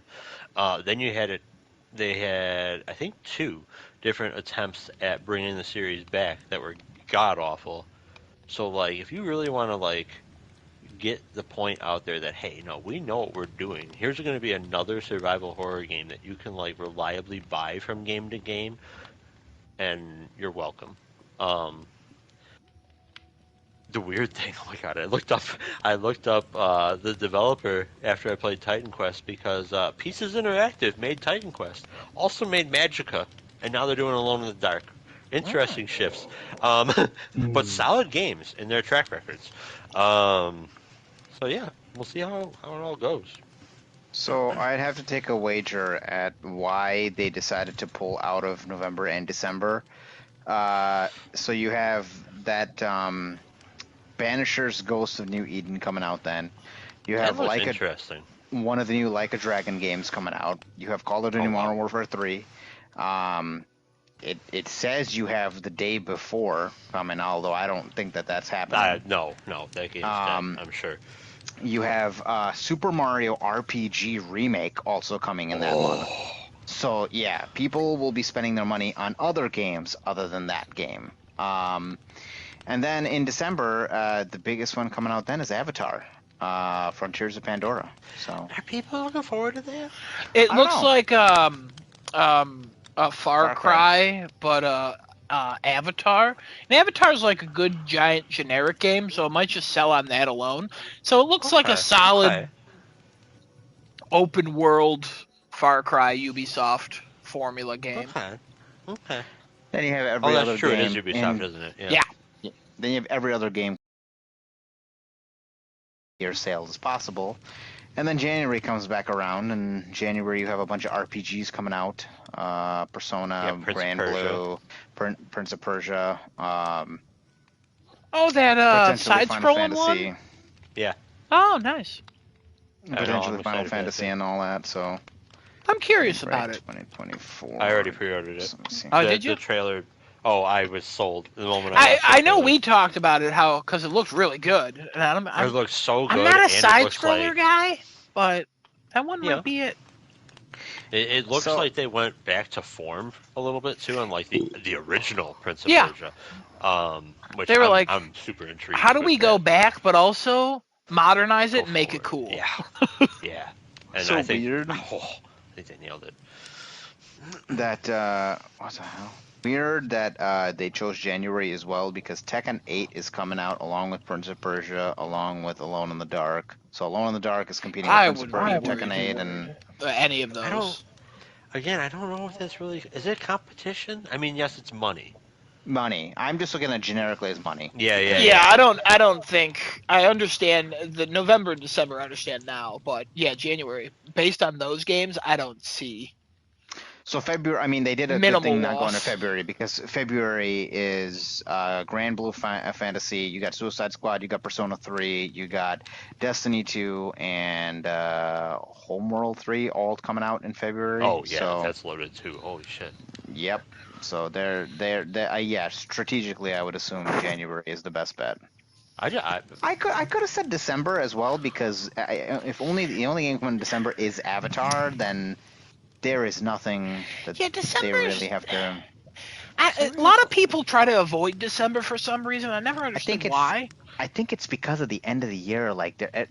Every single developer or publisher is trying to push as many sales to the retailers as can to try and push more units before the end of the year. Yeah, maybe that's it. That so much will be on sale, and with the Christmas it's usually shopping, what happens. It's not like games don't try and release in December because because of people just going crazy shopping and sales and all that. The games don't generally. I think historically games have avoided December because of they have. Everybody's competing to just get as many end of the year sales and hit a number at the end of the year. Essentially, it's still weird how they're like, I'm not releasing in December. 2 weeks after December, I'm all about it. Well, yeah, because then people's spending go back to normal, and essentially now you're looking at, okay, we have a timeline again of where we're at, because now companies want to start making profit again and all that. So everybody's done being drunk, they're all ready to work out, and then you got to drop a game and be like, yo, you don't really have to work out. Come on, put that off a little longer. Hey, if you work out, you could be alone in the dark. You know what that means. Don't you want David Harbour and Jodie Comer with you? And you got Stalker 2 coming out next year, too. That's Rise of not Ronin. real. It's not real. Stalker we 2 just just keep had a seeing trailer. it. I don't know. This is a trailer for it. They confirmed a Q1 2024. Yeah, they also confirmed that for 2023. It's just one of those ones where, I've seen the name so many times, I don't care. It's a lot of Xbox games, like State of Decay 3. Yeah, you've told us for like 4 years, man. I can't wait. It's gonna be so good. Indiana Jones, sure, my guy, sure. Yeah, I don't know about that game. You just announced all of those so you could have Bethesda's price inflated when it was sold to Microsoft. Good for you. Anyway, got away with it. Yeah, and we still have Final a date remarks. for Silent Hill and all that for this year, so who knows when that's going to come out. I thought, isn't Silent Hill 2 remake like soon, or is that not a thing? It's supposed to be sometime in 2023. That's what they confirmed. So we'll see the what I state of play thought, okay. confirming the date. Also, Stellar Blade. Maybe that's No, maybe that is don't December. talk about that because they already removed the date. That's no longer We counted as don't that. talk about booty. No. We don't talk about booty. Oh, We were watching the cake. wow. Adam, Yeah. go ahead. What's your thing? My thing was small. I just wanted to be like, what's the dumbest thing you've All right, ever what's your done in a topic? video game? Haha. Dumbest thing I've ever done in a video game. Yeah. I have to narrow it down to one thing. Hey, I know, you I can know name my one. like whatever you want, man. I just think we like let's show a little. Let's lower our hubris. You know what I mean? man. I already know what it is. Oh. And Adam, you know this very well as to what it is. The dumbest thing I've ever done in video games. Dumbest, hands down, thing I've ever done. I started a playthrough of Resident Evil 2 on hardcore difficulty thinking that I'm the fucking best dude in the world and I'm gonna get through this. And I quit after about 2 hours. Okay, yeah, I do recall that one. I don't know if I would even say that was dumb. I think you were just No, I was dumb, overzealous. Adam. I was an idiot. I was like, oh yeah, I can handle this in hardcore. I love playing on hard difficulties. And I'm like, I can't do this, Adam. You do I love can't playing get on it. past I this." think you could have done it. I think you could have done it. No, You should no, go I couldn't. back. No, Go back. Start it up right No. now. Quit Minecraft. Come on. I'm not Desonoto, okay? He's beaten RE4 and finished it and made it come many times as he could. So Desonoto, you're playing that game weird if that's what's happening in that game. I mean, if you figured out how to do it, dude, what is your tongue doing? I got put up a video, send tips. Batman, put that tongue away, Batman. All right, that was a good one. This is a good one. Yeah. Anybody else got any? Come on, Oh, you yeah. guys gotta God, have I stupid have things. Freaking millions. Oh, I have none, Come on. so. oh, okay. Wow. Can I do one for you? Kevin, what the heck? You know what? Yeah, go ahead. I want to know what it is. Go ahead. Okay. So once upon a time, when Ghost of Tsushima was in its prime, Adam and I were playing the freaking 2-player co-op missions. What the hell were those called? Story missions. It's just story missions? Okay. Yeah. We're doing the story missions, and we get to this one. I don't remember the name of it. I only remember that there's like this big tree you have to like defend from enemies. Oh, this And I'm isn't like- stupid. I just aimed wrong. I'm just bad. Adam, don't stand over there. You're gonna hit the drum. Kevin, I'm not gonna hit the drum. The first arrow. The first arrow. Okay. that he let go. Hit the In drum. my defense, this wasn't stupidity. This is just bad aim. I mean, sure, okay.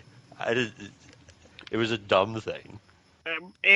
Okay, you're not It was, wrong you know, with dumb, that. like dumb luck does not It- mean like It you're was a stupid. little. I gotta be honest. It was a little dumb because you're like, don't even aim over there, and I was like, don't worry, I got this, Kevin. I fucked up. Oh. Your reaction was great. Another dumb thing that I did, but also found out that Adam did the same thing.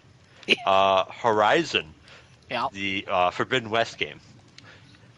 You go into this arena area, and you fight. I forget what the hell you fought. It was some sort of like little boss thing or whatever the hell.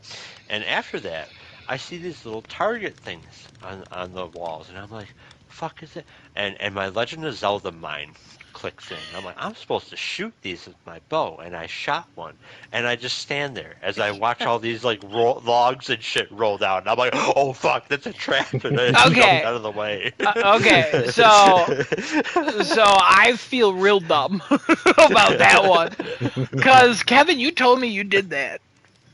And I was like, you know what? I did that too. And then Cushion also did it. But he didn't die. He managed to like dodge away. He had a sliver of health. And I've watched playthroughs of Forbidden West, and I've seen so many people do that. Yeah. And I'm like, I remember these traps from the first game. I should have known. Like, what? Why would I do this? Genesis, I think you looked at them and you're like, oh, the logs will fall. Yes, and then, I've never done what the thing is, saying. Cushion looked too, and he was like, "Oh, logs will fall." And then later he's like, "What's that?" And he shot it, and it fell on him. And I'm like, "What are you doing?" Like, but yeah, I did that too. Other dumb things I've didn't know that this was going to happen at the time. It was hysterical. I still have it saved in my PlayStation. It's probably, I think, this is the single time in any game that I have laughed as hard as I had because of something that happened within the game and not something that was said by somebody. Oh. I'm just flying a helicopter, Call of Duty, going to pick up Genesis, acting like a moron, and I'm like, I'm going to land on this roof. And the moment that rail touches the roof, the entire helicopter exploded. Yep. And I hit that thing as light as I could.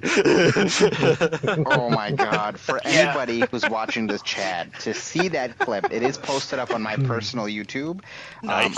I'll pop a link into either Twitch or something, or Adam's YouTube too, or I'll just link the video, and it is hilarious to watch. You see my perspective of where I'm just walking along, sees it out of the corner of his eye, and I just see I see the ground shake, and I hear Kevin go, "Oh no!" And I turn to the left. I'm like, "What happened?" And everything is just on fire in front of me. Helicopter's gone. He's down, and I'm like. I was laughing so hard I was wheezing. I was like, "What did you do?" He's like, "I tried to land, Daddy. That's all."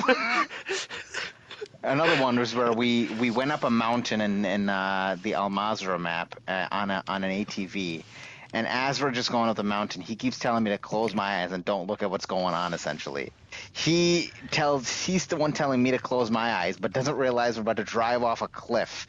And he goes, just trust me. We're just driving off a cliff. We'll be fine." We reach the bottom and we both blow up. And I'm like, well, I don't know what I was expecting, but hey, it was fun. Clip that one as well. That was an amazing one as well. We were getting shot at as well. Oh yeah. So Done dumb things in that game. Oh god, are you kidding me? We've done a lot of dumb things in that. Man, what other dumb things have we done? I got one. It's an old one though. Okay. Fallout 3. I probably had about 70 hours in that game, and I went to a friend's house, and he's playing it, and he goes into this really dark room, and he turns on the flashlight, and I'm like, how the fuck did you do that? And he's like, what? I'm like, how did you get that light to go on? And he's like, you have a flashlight. All you got to do on his Xbox, he was like, all you got to do is hit B.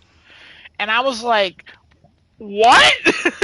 And I went home, turned on my PlayStation, booted up Fallout 3, and was like, oh, I totally missed the direction of you could turn on a flashlight. I can't even tell you how many times I looked at controls for that game. Yeah. I looked up how to see light in the game, and I just thought I had a bugged game because I thought it would automatically turn on. I played 70 hours of Fallout 3 with no flashlight in dark corridors. I upped the gamma in that game so I could fucking see in the dark. Oh great. my god.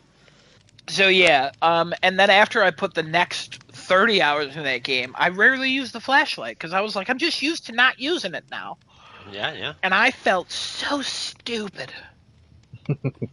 I also felt stupid for the Mama Murphy thing, but at the same time, that was a glitch. I'm still mad. That's what I was gonna bring up. I know. I thought you were gonna bring that up first, and I'm like, that's not stupid. That was the game being stupid. It was, and it was fantastic. It was just, Kevin, what's wrong? I broke every chair. You But the mean the best mom? thing is, I got to that area and I'm like, Adam, you're right. There's no chair. And didn't I have to? I like restarted my game for some reason. I'm like, oh, there it is. Yeah, and it should pop up automatically. Nope, not for Adam, not for Kevin, but Kevin figured it out immediately. Adam, he just spent all of his supplies building every single chair that you can possibly create in Fallout. Did it set him back by hours? Yeah, maybe. Could he have loaded a save? Sure. But it was like from 2 hours before that where he did stuff. The kicker for that was when you finally built the chair and Mama Murphy stood up in it. I lost it. I literally lost it. I was so upset. I was furious. If she was a real lady, I would kill her. In that moment, I would have. If I lived in that world, I would have just strangled the shit out of that lady. Oh my god. I've done so many dumb things in video games, like in Minecraft, digging down, like straight down, and you fall into lava, or like the amount of times Genesis fell off a bridge building a bridge. Yeah, that's my stupidest thing that I've done is just building the bridge in total. Because it turns out we didn't need the bridge at all afterwards. Also, you started them going one way and then they would turn, so then we'd be like, what the fuck direction does this go in?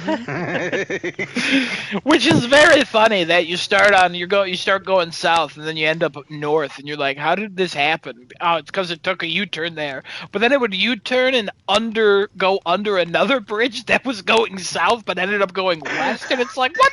How did we even get here? Every time I tell you guys, come and see my bridge, you're like, no, because I'm just going to end up somewhere I don't know how to get back from. It was always funny because Cushion would pop in the world, not often, and when he would, he'd be like, which way's back to my house? I'm like, which house? And then I'm like, I think it's that one, and then we ended up just labeling them.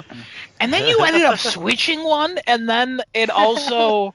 There was a turnoff for one, and we didn't know where the turnoff was because it was all cobblestone.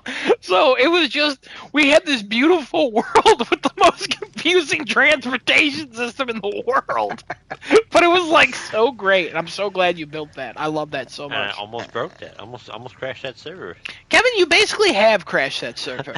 The server, it's not doing well. Also, there's been a rumor of Minecraft getting a next-gen patch on Series X. Yeah. And then Sony didn't want Microsoft to have access to the PlayStation 5 for them to create a patch for the PlayStation. So that one might still be coming, or it might just be delayed, or it might not be coming at all. So maybe it'll work after that. I don't know. So I hope, but. And we're going to need an enhanced version because that's the only way we'll make it. And the thing is, even if it's enhanced, that world is so old. But also, new Minecraft is kind of shit. Like, it doesn't do as weird shit as it used to. Like, the land... It's more realistic than jaggedy and... basically Minecraft-y. The height of Minecraft is like 2015. Gotcha. But... Yeah. I'm sure I've done a ton more. Maybe it'll work. I can't think of anything. So much. Destinoda, you haven't said a thing. Mm-hmm. Destinoda's never made a mistake in his life. And all the Elden Rings. Oh no, I lost 100 million souls! You gotta say this in your Trump voice. That's what you gotta do. Never done a wrong thing in his life. Best person I know. He's never made a mistake. I'm never doing the Trump impression again because you just nailed it. Yeah, that's true. Yeah. Because I heard that and I wanted you thrown in jail immediately.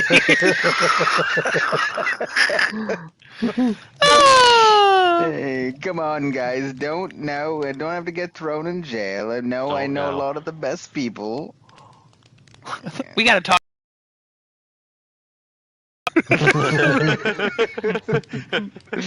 There's something. Destinoda, you got any? I don't know. I can't really think of any like substantially like stupid things other than like walking off a map or something and like Bloodborne or Elden I'll tell Ring. you a stupid one that Desonoto did. Like, just Oh! running off the edge. I had Pokemon, right? This is when the height of Pokemon for me was when I was 800 hours deep into Pokemon. Oh No my kids, god, no I thought you were life going to say pounds. When I was No. 700 pounds. You'd be like, well, that explains the diabetes where it came from. Not really. I mean, yes. But You'd have I was way more loose skin. Yeah, I know. I would have. Oh God. I had 700 to 800 hours in Pokemon, and Desonoto was trying to get into it because he's like, oh, this is cool. I get to catch the legendaries. Yeah. All he was ever in it for was the damn legendaries, right? I got everything ready for him. I got an Eevee and IV perfect, like, starter Pokemon grass. I was like, here, typed everything out for you. Teams, everything that you need, all the items, exactly to make them so strong, so that we can go online and we could fight people too. This man looks at the first one and says, okay, I'll do this. Does it. Cool. He takes the Pokemon, because I essentially made it for him. I was like, okay, well, this is what you got to do for the rest of them. Didn't even look at the list once. Just went through the rest of the game, and then by the end he gets to the end of the game, he's like, why is my starter so good and everything else I have is garbage? I go, Desonoto, I gave you a list and you refused the list. You took it and threw it in the garbage and said, I'm not reading this. I'm not doing this. I'm not reading this, because all I want to catch is a Rayquaza. I want to get a black Rayquaza. That's all I want to do. I want to just catch that. But I can't for the life of me understand why my starter is the best thing that I have, and every other Pokemon that I have is garbage when I'm trying to fight people. I'm like, well, if you just read the list that I gave you, you would understand that you just had to follow directions and everything would have been great. Another one he did in Pokemon, he took a Master Ball and threw it at a Meowth, thinking that it was we had more of those and we only had one. That was in Leaf Green. Nice. Did that? Yeah. Desonoto, you fucking idiot. I understood about half of what you said. I made copies and everything in older games, but when we got to the Fire Red and Leaf Green version, you couldn't make copies anymore. So he thought we had copies, and he threw a Master Ball, and he's like, "Oh, this is fine." And then we have a Meowth that was caught in a Master Ball, just sitting in a computer somewhere. I don't know what the hell it is now. I got a couple. I got two more recent dum-dums. In the Batman's Telltale, kind of a small one, but I was like, it ruined my playthrough of 2 games. In Batman's Telltale, there's a point where you can shake Penguin's hand, or like Penguin's boss's hand, and he's a bad guy, and I'm like, well, I'm trying to be nice, and I don't really know his background, or Bruce Wayne shouldn't really know his background, so it would make sense if he just shook this guy's hand. And then I was like, but also, like, he's a bad guy. If I shake his hand, people are going to assume things. And I was like, I'm just going to shake his hand. Because I'm going to go, like, this game's written smart. They're going to be like, hey, Bruce Wayne is oblivious. I shook that guy's hand. It was brought up every 20 minutes. You shook hands with the guy who killed my dad. You shook hands with this murderer. You shook hands with the guy who was involved in your parents' murder. It was brought up so often that after I was almost done with the first game, I'm like, I should fucking start over. And then I was like, whatever, I just want the platinum, just let me finish it. And I was happy, and then the second game comes out, and I get it for cheap or free, I don't remember. And I start it up, and I'm like, should I? I mean, I doubt that hand thing's going to come back. And one of the absolute turning points in the second game involves if you shook that guy's hand or not. And I'm like, just let me go. I didn't mean to. It was so stupid. It's like Two-Face is mad at you because you shook that guy's hand, and I'm like, you weren't even there. How do you know? Oh my god, I was just, that sucked. And then another one that cost me about 60 hours and 2 years of my life.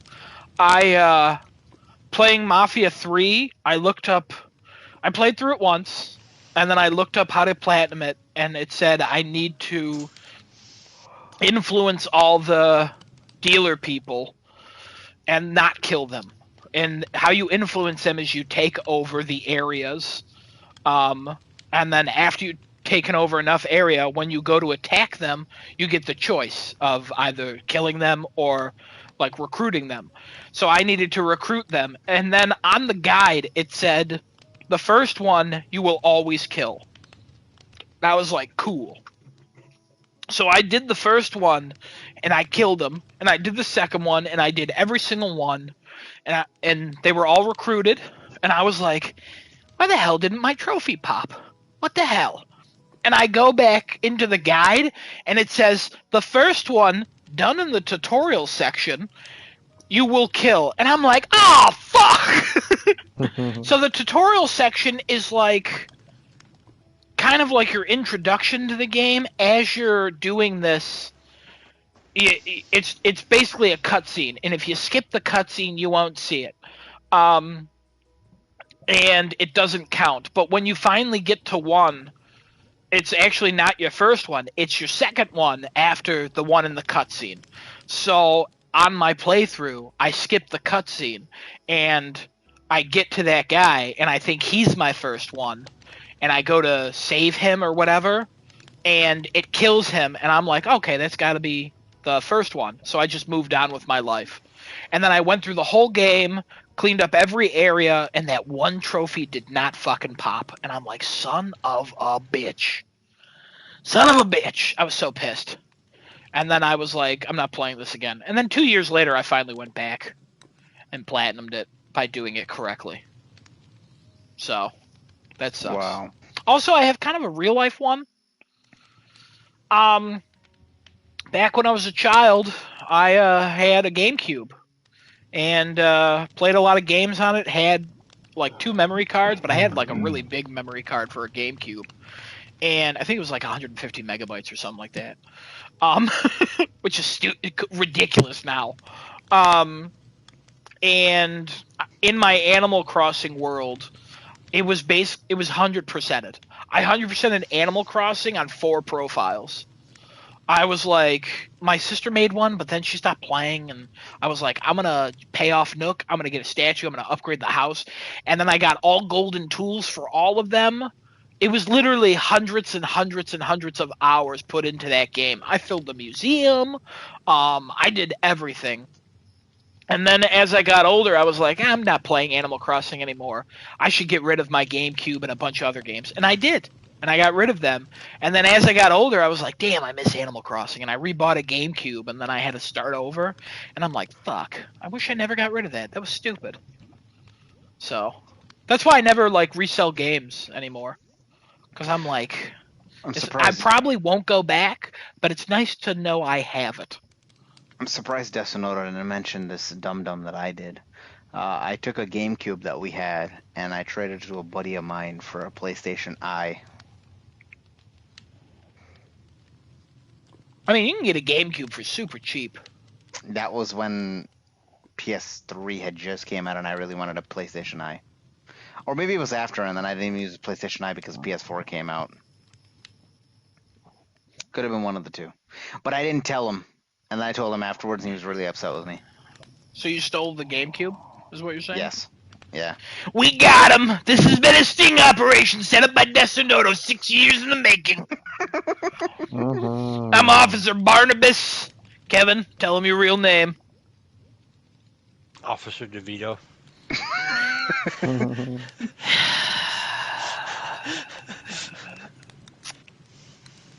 Kevin. Are we getting canceled now? Is that what's happening? Are we getting canceled? Why would we be canceled? Officer DeVito is bad? What are you talking about? Are we getting canceled for Officer Barnabas? What did Officer Barnabas do? He committed sex crimes. Oh, you got more, Kevin? Question. No, I got a more pressing question. Oh. There's 4 of us here. Now, we haven't really played a co-op game, all 4 of us. Okay. But, alright, hear me out here. Ooh, can't wait to say no. I'm not buying this full price. A Farming Simulator 22 is a 60 No. game. Now listen. If we can just convince Adam or Officer Barnabas to I'm essentially... not really Officer Barnabas. That was a bit. We can stop with that. so if we DeVito, can convince... I am not a farming simulator guy. I've tried probably 4 of them, and I'm like, this is a level of Eurojank that I do not want in my life. Now, Even for free. What if we ask not Officer Barnabas, but British Officer Barnabas, if he wants to just do... No. I've tried all of them on that profile. Okay. They're not good. Like, even All right. Cushion was like, hey, he played with his group, and they were like, we're not doing this anymore. And they play whatever. They played Conan the Barbarian MMO for like 2 months. So their expectations are not high. Yeah. So. Yeah. Also, Okay. coordinating with all of you, no. Destinoto's never on. And when he's on, he's jerking off to Kendrick platinuming Resident Evil for the 90th time. What? You know what I mean? No. He's a man who makes no mistakes. Wow. All right. Genesis. All right. Am I taking us home? Genesis. Do you have Moving Out too? I do. Have you played it yet? I have not. Cool. I downloaded it. Guess what we're doing? We're gonna play Moving Out too. I don't know if it'll be tonight because we haven't played Remnant in a hot minute. We gotta Maybe play some it will Remnant. be. We gotta play some Remnant. Has it been Moving a hot Out, minute? I I feel played like you the- guys just played. I played no, Moving it's- Out. Oh, it's been almost a week. What? I played Moving Out 1, and great game. We were You guys gonna- play we on were gonna- Friday? It was a fun Fun. game. It was a fun Huh? game. No, No, that was a fever dream. we didn't What? play Friday. What the hell are you talking about? What? What's happening?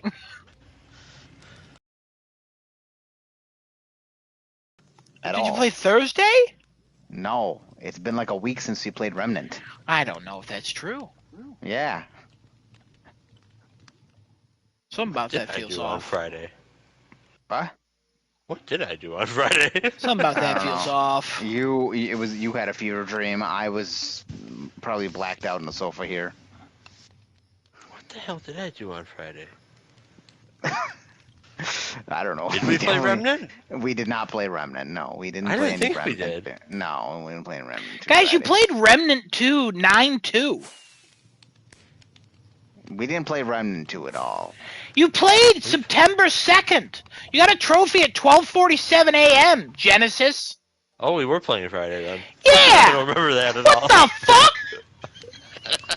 You pieces of shit.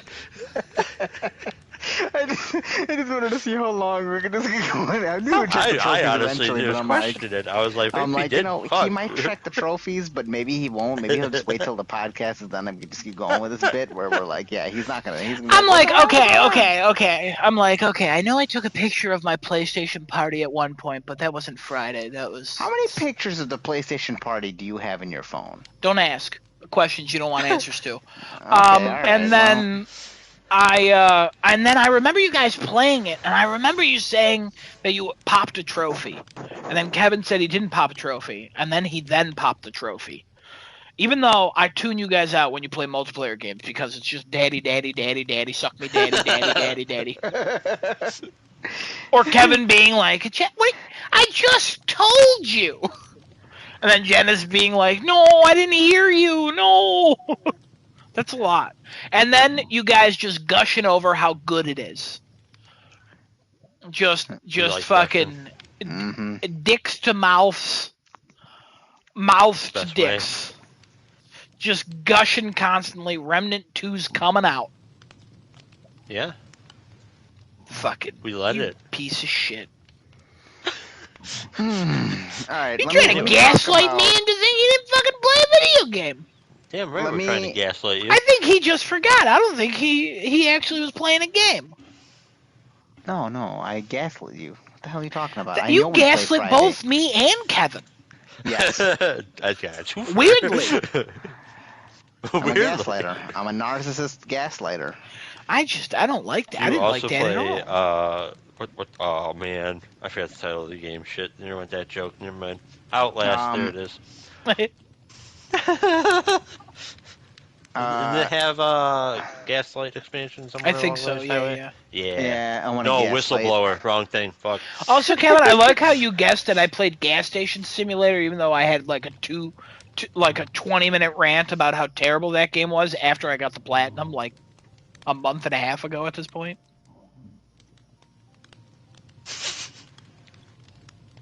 What? What?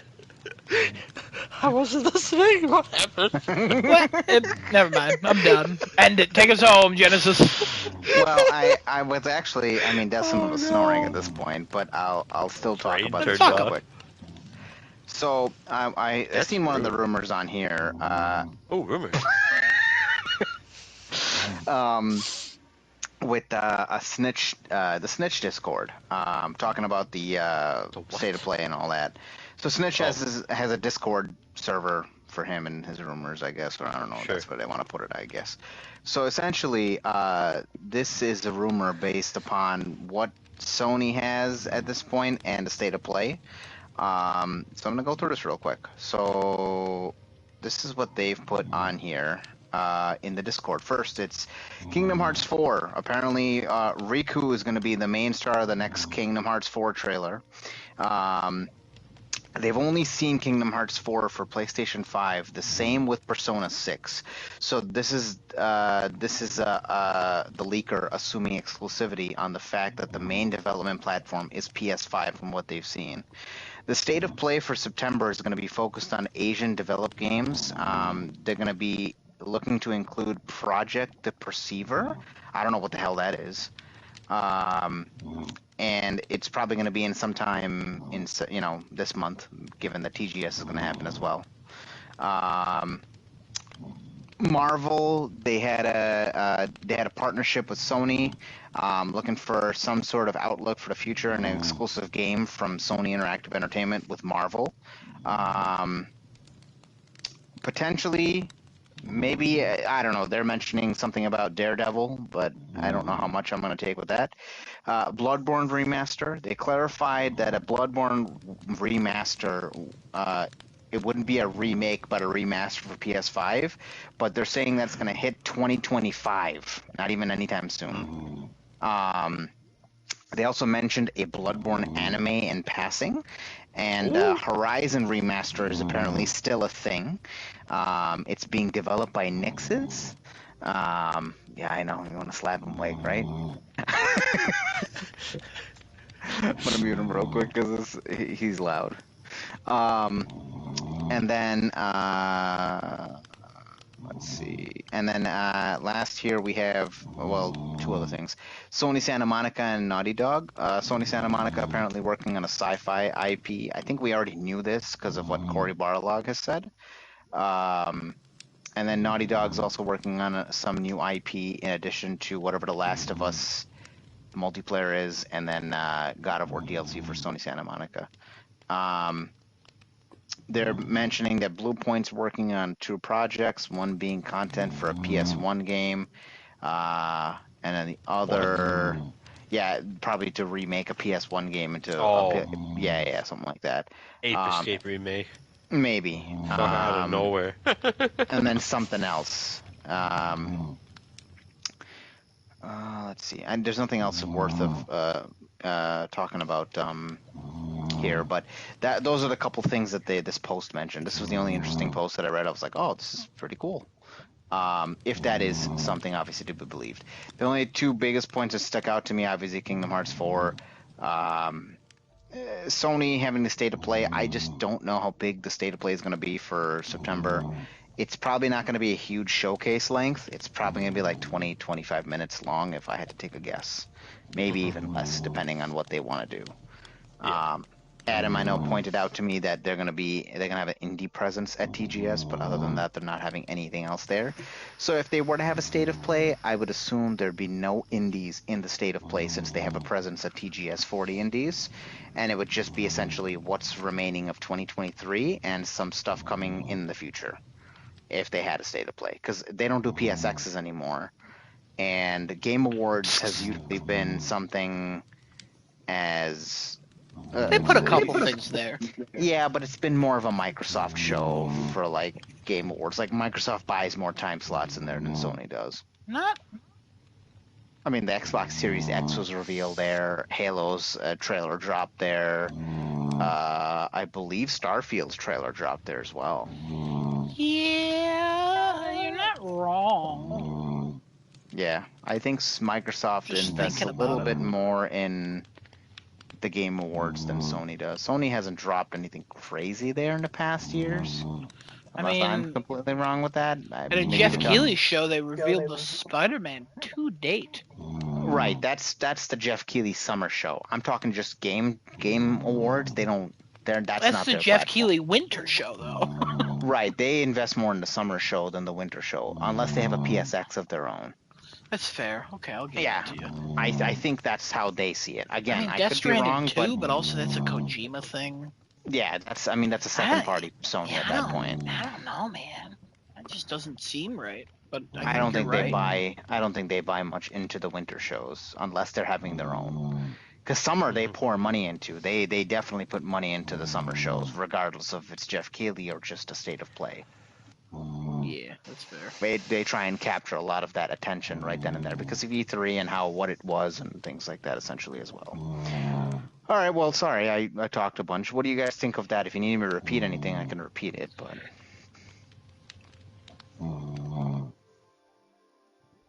I don't really have anything to add. Okay. I don't trust the snitch anymore. I don't know. I mean, he was right about the Final Fantasy Rebirth info. He was right about Persona 3. His track record of 100% went away after he revealed his partial face and became a Spanish man. Yeah.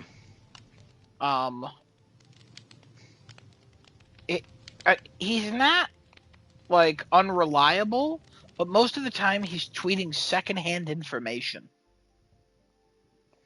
Like Yeah, it's not his breaking news. No. His previous shit was like, this is coming from me and only me. And now it's usually coming from somebody else on his Discord that he's pushing through. But also, his Discord is a mess. Yeah. Again, I think if State of Play is coming, I don't understand how Nixxes would be working on the Horizon remake, since they are a PC port studio. And Horizon's already on PC. So I got questions about that. Maybe using the PC port as a PS5 edition? I don't know. Yeah, but there's already a PC port out. So I don't know why you need to remake or remaster Horizon though. I don't. Okay, we can talk about that all day long. I don't mind. But at the same time, like, Nixxes would be a weird fucking choice unless they're branching out, which is good for them. But that's almost crazy that I want to say it's believable. And then the rest of the stuff, whatever. Kingdom Hearts stuff, I don't really have any comments on. Only on PlayStation though. That seems weird.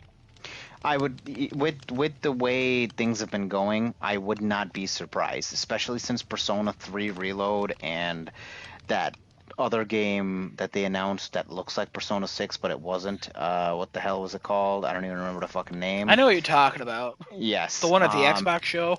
Yes. Since Xbox has been buying a lot of the marketing for it, I would think if Sony wants to do things, and especially with their close relationship with Square, they'd want to make Kingdom Hearts exclusive for at least a time limit on PlayStation. Yeah, I could see that happening, but that and Persona 6, like...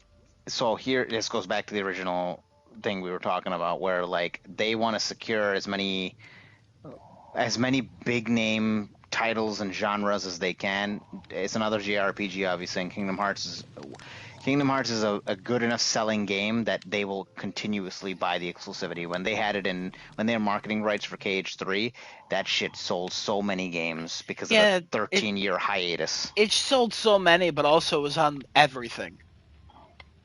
I'll break down the numbers for you. I remember reading that PlayStation was the one that it sold on the most. I mean, PlayStation was the most popular, but at the same time, like, I mean, I could see exclusive rights. For both of them, that's wild. They'll buy probably. Like I said, I wouldn't even be surprised to see that Sony ends up trying to buy Square, with the way that they've been subsidizing some of the things out and doing all that. I wouldn't be surprised. I would love it. Absolutely, I would. But so like, this is just going back to all the remakes that have come out only on PlayStation, because all those things had only hit PlayStation for a while. Those sold over like a few million just on the PlayStation, and those were all remakes of the original games. Yeah. I mean, that makes sense. Yeah, so like if Sony was to say, hey, we want something, they already got Final Fantasy 16 on lockdown. The next one they want to probably capture is, and they have FF7 Rebirth. If this is true, I would bet that they have the marketing rights, but I bet it's coming to everything, both of those. Persona's been a PlayStation exclusive up until 5. 5 was PlayStation exclusive. Yeah, and now they're branching out, and I just think that it just makes more sense for them to go both. I mean, they could keep doing like delay releases on Xbox. Like, hey, we don't need to release this. They just got Persona 3 or whatever. Right. I'm even seeing rumors of Persona 6 getting delayed to 2025 because of this next game. How can a game not already announced be delayed already? How's there a rumor of a delay that's not even announced? We delayed this game. Well, hey guys, there's a rumor this might be delayed, but also it's not announced. Well, meaning we initially thought it was going to come in 2024, but it's probably going to be pushed back to 2025. That's wild. You're reporting rumors. Shit. Yeah, you're just reporting rumors for nothing. Your rumors of, hey, this might come out. Ooh, looks like it's going to be delayed. Is that real then? Does that count as a rumor, or is that just... I mean, it's still a rumor. It's nothing confirmed nor denied. I mean, you're not wrong, but it's just like, you know what I mean? It's ridiculous. Yeah. I could be like, hey guys, new God of War is coming out. Looks like it's being delayed till 2025. And then I could just keep saying that until it's announced. And then everybody be like, wow, he's a genius. How did he know? I mean, that's essentially how most rumors start. Honestly, people just speak. And then they go, hey, who are you?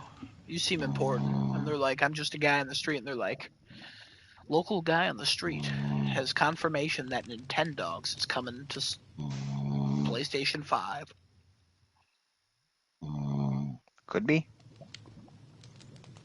You never know. And a comment from Jim Ryan. He said, we wanted the best. They gave us the best. Nintendogs. The DS version coming to PS5. Upscaled, upresed, redone, remade. Descaled, deresed, demade. Adaptive triggers. Pixel graphics, adaptive triggers. Adaptive analog sticks. You will hear the dog woof through the controller. Yes. If you take the controller apart, the dog will actually be inside. Oh my god. Is that abuse? PlayStation apart, there's a bunch of dogs inside your PlayStation. I played Astrobot. That's not what it looks like inside my PlayStation. Give me Astrobot. Where the fuck's that? There was a rumor about that. It's because they registered a website. Yeah, we know it's coming, guys.